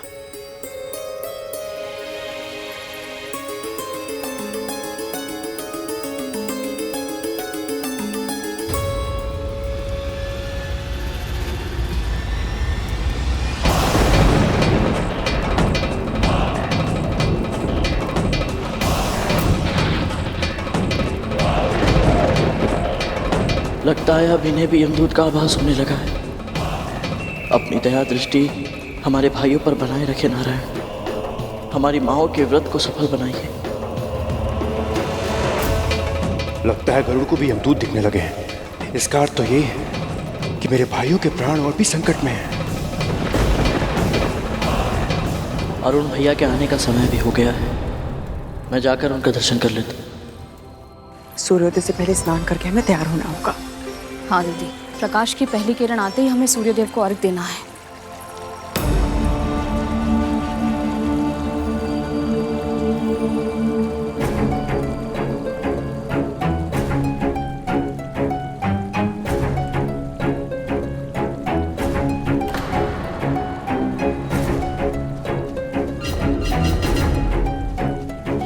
ये कैसे संभव है?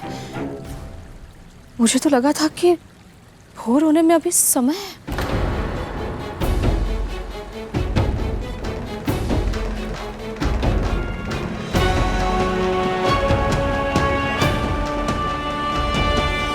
सूर्यदेव के निकलने से पहले अरुण स्वयं निकलता है, अपनी मां के दर्शन करके उन्हें प्रणाम करता है।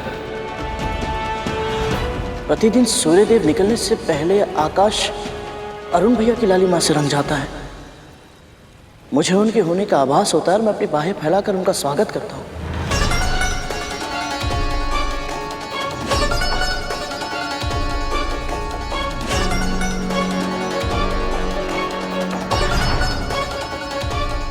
और आज ऐसा कुछ नहीं हुआ।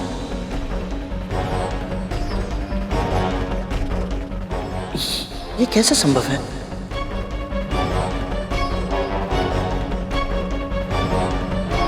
ये कैसे संभव है कि सूर्यदेव यात्रा पर निकले और अरुण भैया उनके साथ ना हो?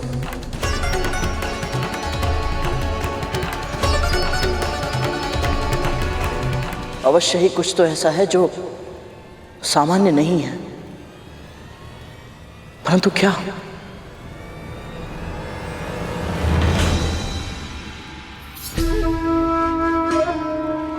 और सूर्यदेव तो पहले से आकाश में चढ़ चुके हैं। अर्थात अर्घ देने में देर हो गई। विंता, कैसे कैसे मुझसे इतनी बड़ी भूल हो गई?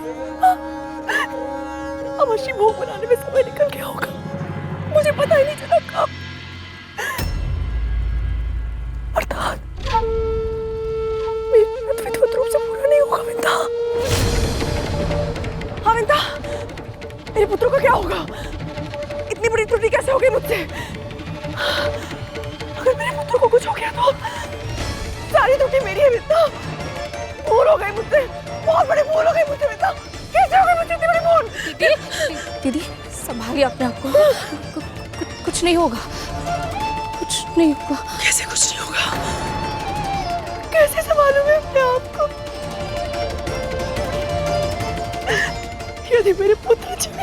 के, तो मैं जीकर क्या करूंगी?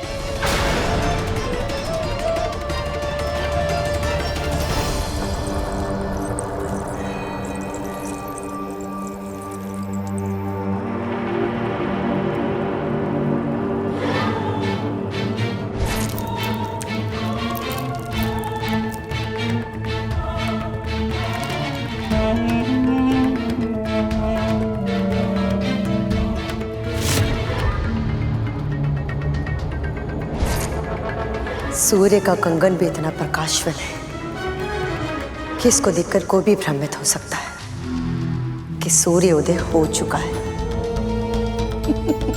और आनंद की बात यह है कि मेरी इस चाल को कोई भी विफल नहीं कर सकता,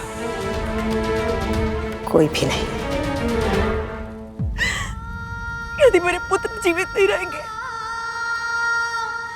तो मैं जीवित रह के क्या करूंगी?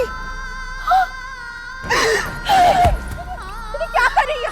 क्या कर रही है? समझाओ आपको। क्या कर रही है आप? क्या कर रही है ये? संभालिए अपने आप को दीदी।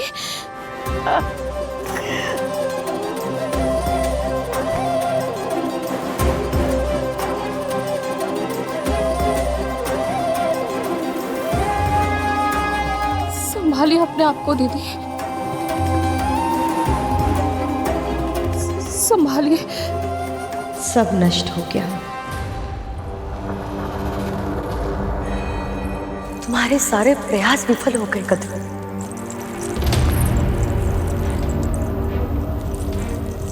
ये कैसे हो गया कद्रू? इतनी चेष्टा करने के बाद भी तुम अपने पुत्र को बचा नहीं पाए।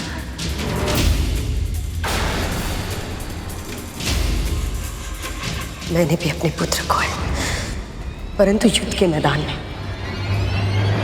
वीरता का प्रमाण देते देते वीरगति को प्राप्त हुआ है वो।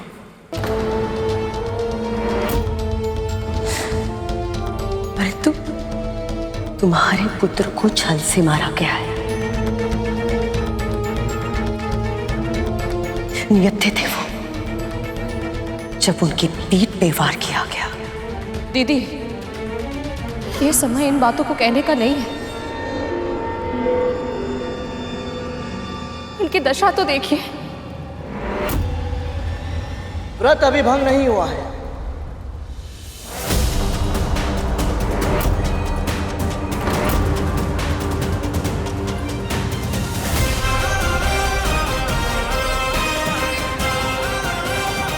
ये गरुड़ क्या कर रहा है?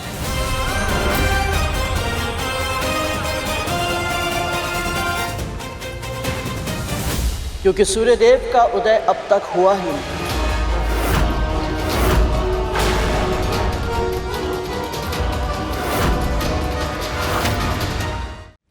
क्या कह रहा है तू?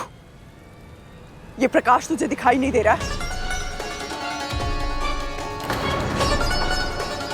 आकाश में चमकने वाली हर एक प्रकाशवान वस्तु सूर्य नहीं होती महारानी। नक्षत्र भी तो चमकते हैं।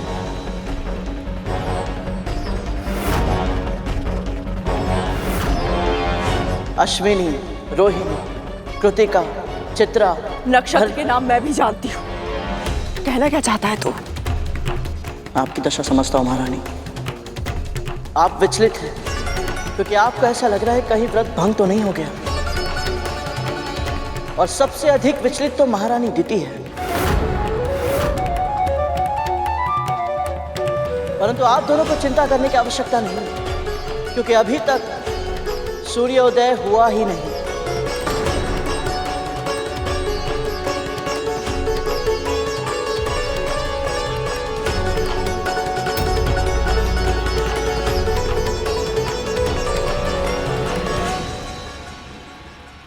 वो देखिए,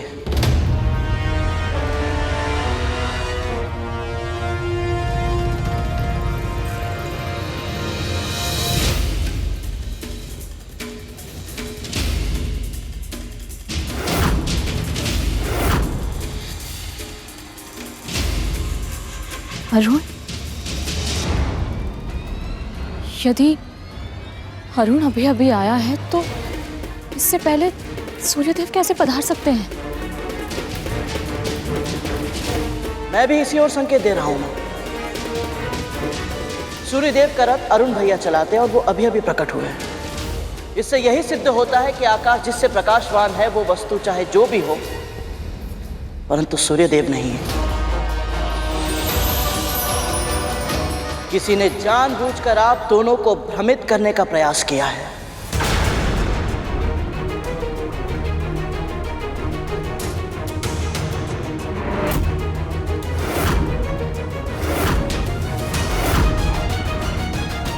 कद्रू, मुझे लगता है कि देवता तुम्हारी परीक्षा ले रहे थे। अच्छा हुआ ना कि तुम्हारा व्रत भंग नहीं हुआ। अब तुम एक काम करो, सूर्य को अर्घ देने की तैयारी करो। सही कह रही है ये दीदी, हमें चलना चाहिए, स्नान भी करना है हमें। चलिए।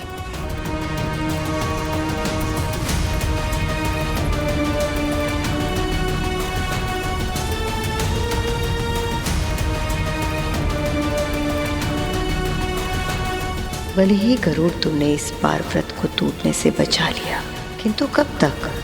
अभी व्रत पूरा होने में समय है और आने वाले समय को कोई नहीं संभाल पाएगा।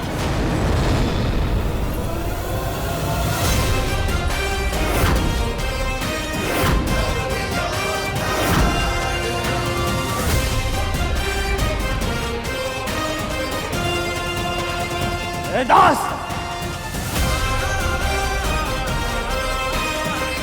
मेरी माँ का मार्ग रोकने का साहस भी कैसे किया तूने? मेरी माँ ने जो मुझे संस्कार सिखाए उसके विपरीत आचरण नहीं करना चाहता मैं।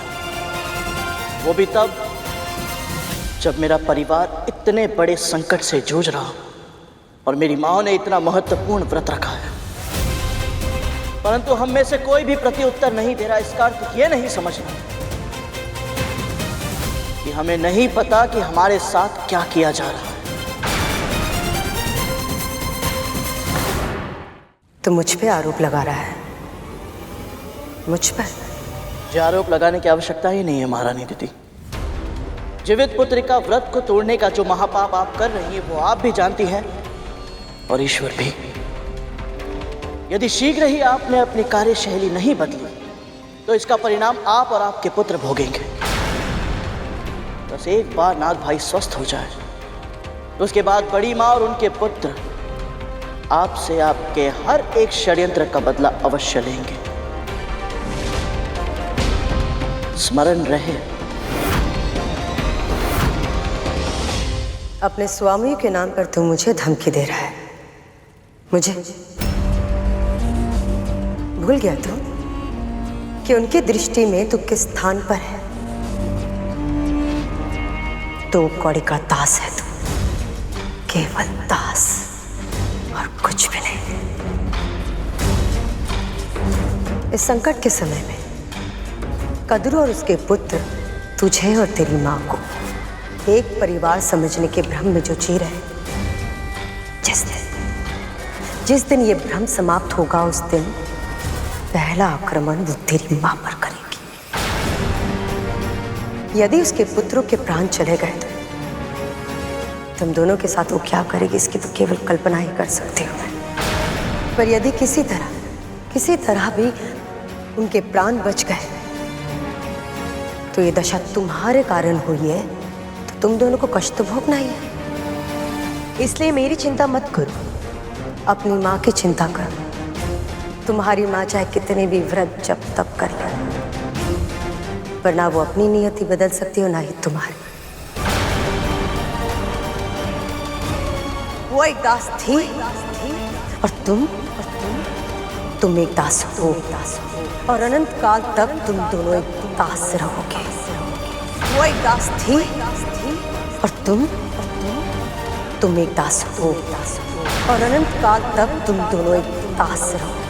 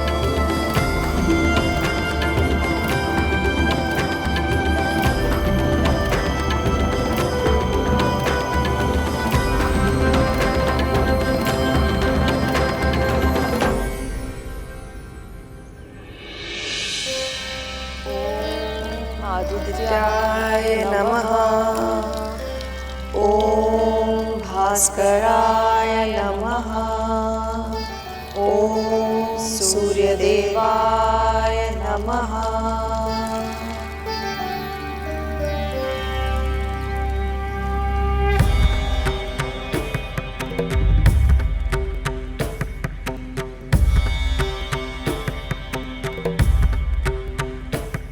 आप सूर्यदेव, आपसे कुछ नहीं छुपा है। आप जानते हैं हम दोनों ने ये जीवित पुत्र का व्रत अपने नागपुत्रों की जीवन रक्षा के लिए किया है। हमने अपने व्रत के समापन के लिए पूरी श्रद्धा और आस्था के साथ आपको ये अर्घ समर्पित किया है। कृपया इसे स्वीकार करें। हम पर और नागपुत्रों पर अपनी कृपा करें देव, कृपा करें।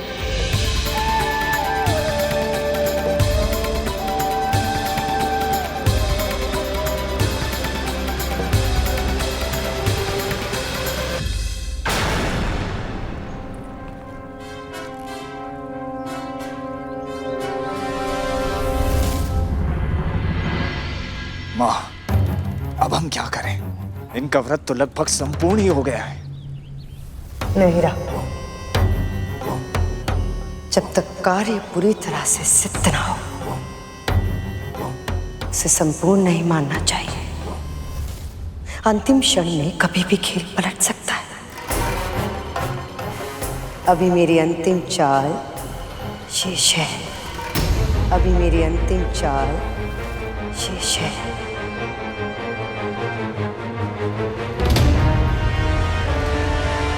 अंतिम चाल? अब क्या करने वाली है ये?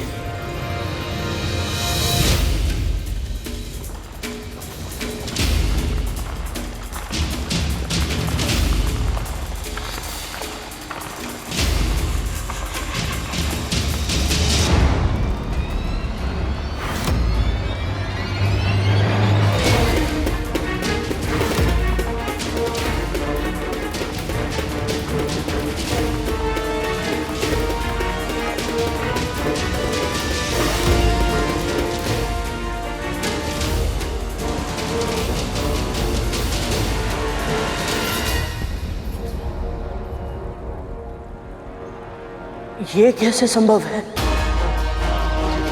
क्या संभव नहीं? गरुड़, क्या कह रहा है तू?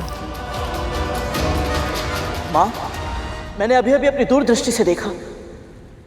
भोजन के लिए कम से कम 1 सहस्त्र ऋषि आ रहे हैं।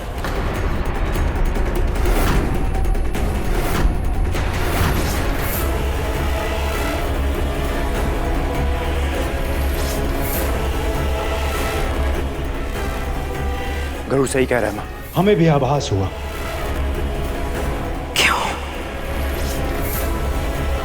क्यों हो रहा है मेरे साथ ऐसा? जब सब सोचते हो सब कुछ ठीक हो जाएगा, तभी कोई ना कोई समस्या आ जाती है, सब कुछ बिगड़ जाता है। जब कोई तुम्हें मन ही मन कोस रहा हो, तो अनिष्ट के सिवा और क्या हो सकता है कद्रू? विंता को दोष देना बंद करो दीदी।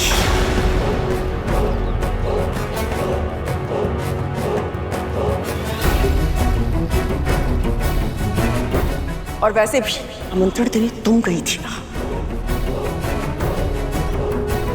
तुम्हें एक बार के लिए भी नहीं लगा कि तुम्हें मुझे बताना चाहिए था कि तुमने 11 नहीं 1 सहस्त्र ऋषियों को भोग के लिए आमंत्रित किया है? कद्रू, मैंने तो महर्षि से उतने ही शिष्य रहने का आग्रह किया था, पर तुम तो उनका स्वभाव जानती हो ना। वो कब क्या कुछ भी कर सकते हैं, कोई कुछ नहीं कह सकता। किसके बारे में बात कर रही हो तुम? कौन आने वाला है यहाँ? और कौन कद्रू? महर्षि दुर्वासा।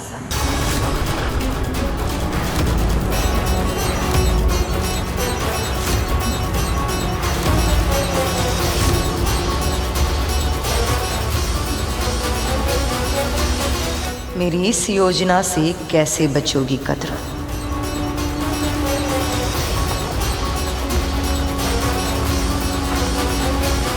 माँ, दीदी, माँ,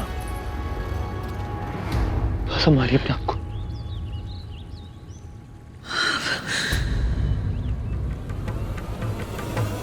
होगा? महादेव के रौद्र रूप का अंश है दुर्वासा। अभी हम ऐसी स्थिति में नहीं है कि हम उनका आतिथ्य कर पाए।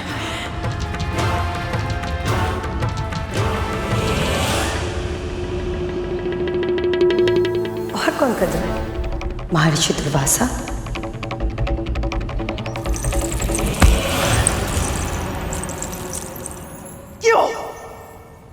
क्यों कर रही हो तुम ऐसा? तुम्हें क्या लगता है मुझे कुछ पता नहीं है? मैं सब जानती हूँ। तुम इससे पहले भी मेरा व्रत भंग करने का प्रयास कर चुकी हो, किंतु अब ये ऐसी कुटिल चाल। तुम अच्छे से जानती थी ना कि अंतिम क्षणों में हम महर्षि और उनके शिष्यों के लिए भोग बनाने में समर्थ नहीं होंगे। इसलिए तुमने जानबूझकर उन सबको भोग के लिए आमंत्रित किया, है ना?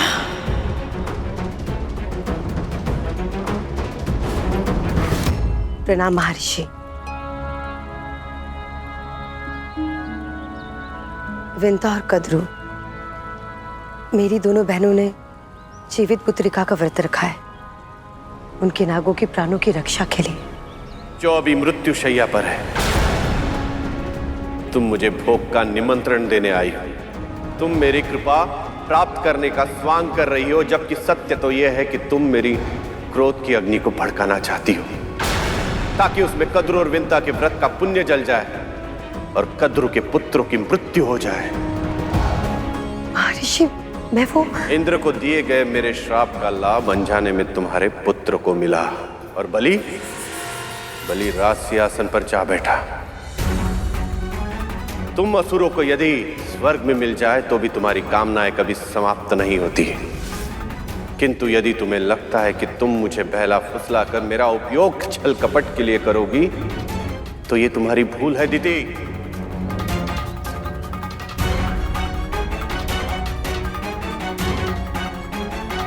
मुझे क्षमा कीजिए, आज्ञा दीजिए मुझे। ठहरो।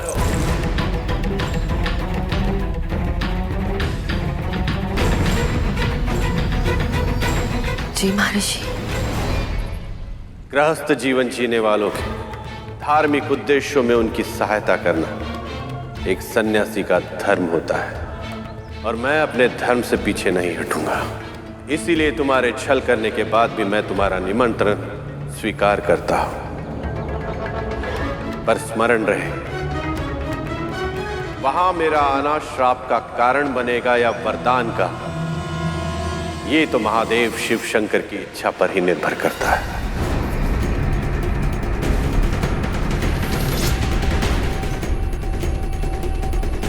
चुप क्यों हो? उत्तर दो दीदी।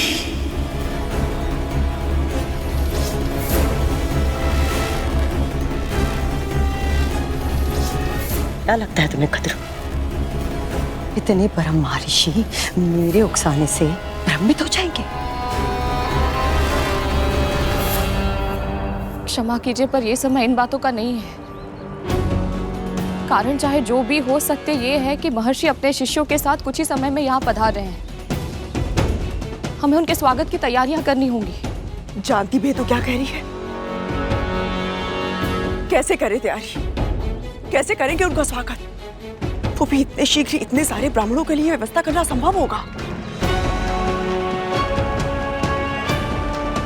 मैंने तो यही सुना है कि महर्षि दुर्वासा को क्रोध अति शीघ्र आता है। यदि उनके स्वागत में हमसे कोई भूल हो गई तो? और अतिथि तो देवता समान होते हैं, और वो इस ओर आ ही रहे, तो हमारे द्वार से लौटने के लिए नहीं कह सकते।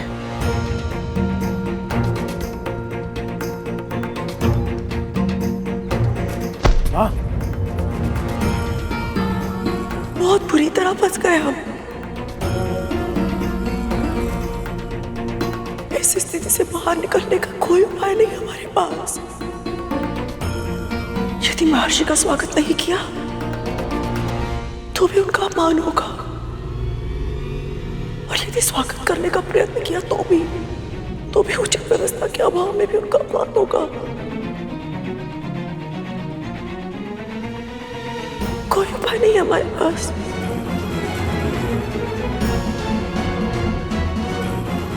सब विफल हो गया, हमारे सारे प्रयास, जीवित पुत्र का व्रत सब विफल हो गया।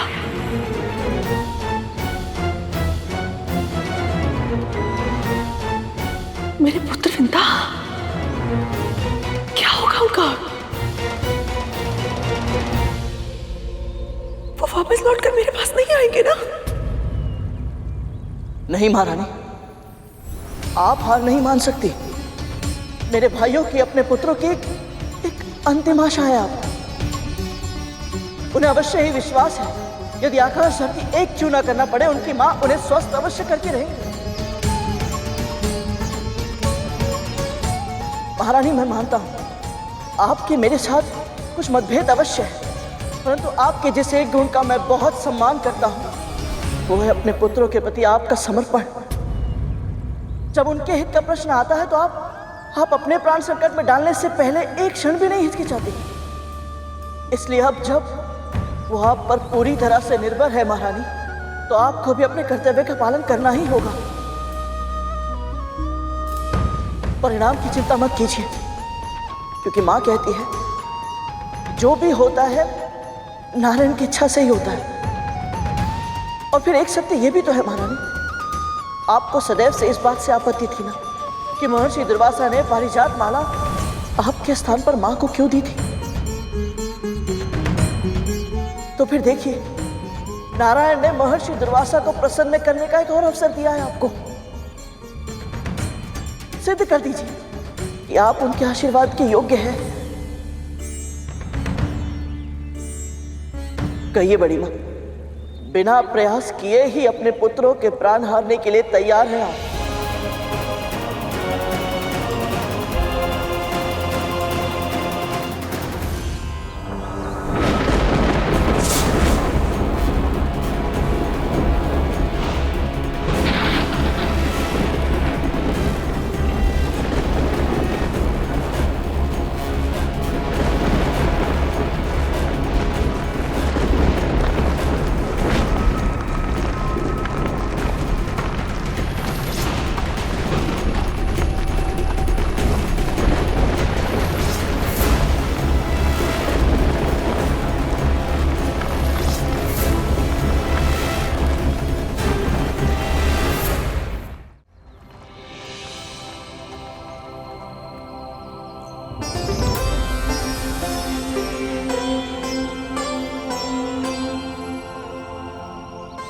मैंने कभी कल्पना भी नहीं की थी कि आप जैसे महान ऋषि और इतने सारे शिष्यगणों की सेवा का अवसर मुझे मिलेगा। आपका बहुत बहुत धन्यवाद जो आप यहाँ पधारे।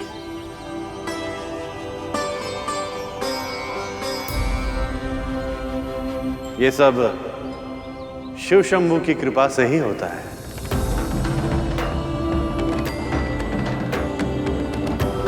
महर्षि, मेरे चरण धोने से पहले यदि आप भीतर प्रवेश कर गए तो मैं स्वयं को क्षमा नहीं कर पाऊंगा।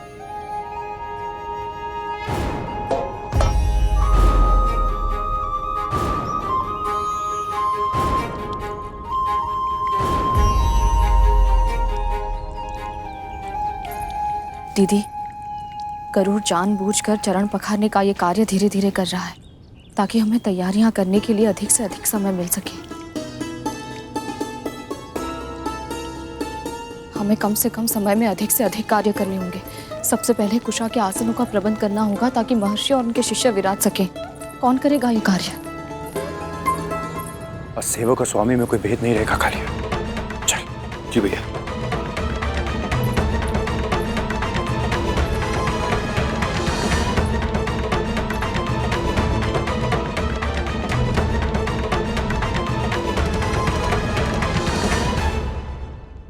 यहाँ तो इतनी सारी चींटियां हैं।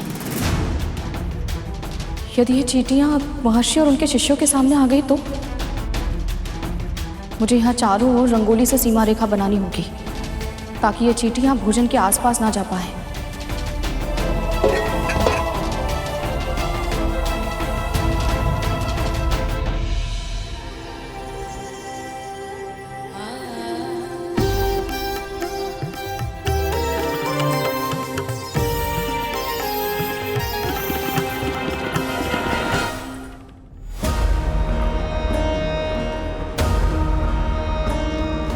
जितनी शीघ्रता तुम कर रही हो उतनी शीघ्रता में कोई ना कोई भूल तुमसे अवश्य होगी। तुमसे और वो एक भूल तुम्हारे परिवार को नष्ट कर देगी।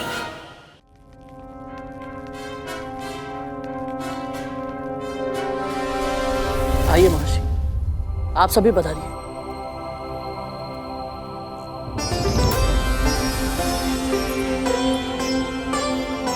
इतनी शीघ्र इतनी बड़ी रंगोली बन गई? एक साथ इतने आसनों का प्रबंध कैसे हुआ?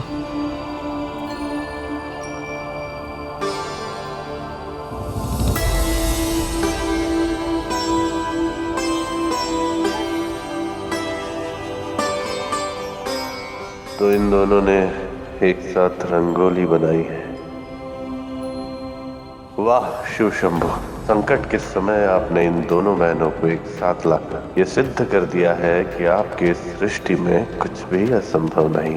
गरुड़, शीघ्र जाओ और सबके लिए फल और कंदली के पत्ते लेकर आ। तब तक मैं कद्रू दीदी के साथ मिलकर भोजन की तैयारी करती हूँ। जी माँ। क्षमा कीजिए महर्षि, माँ ने कुछ कार्य दिया है, मैं बस अभी आया, आज्ञा दीजिए।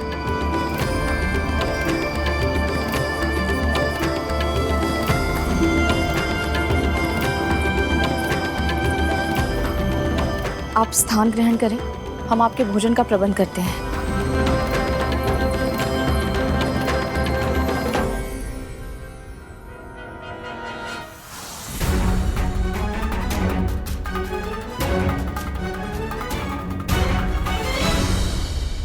व्रत भले ही विंता और कद्रू ने रखा हो,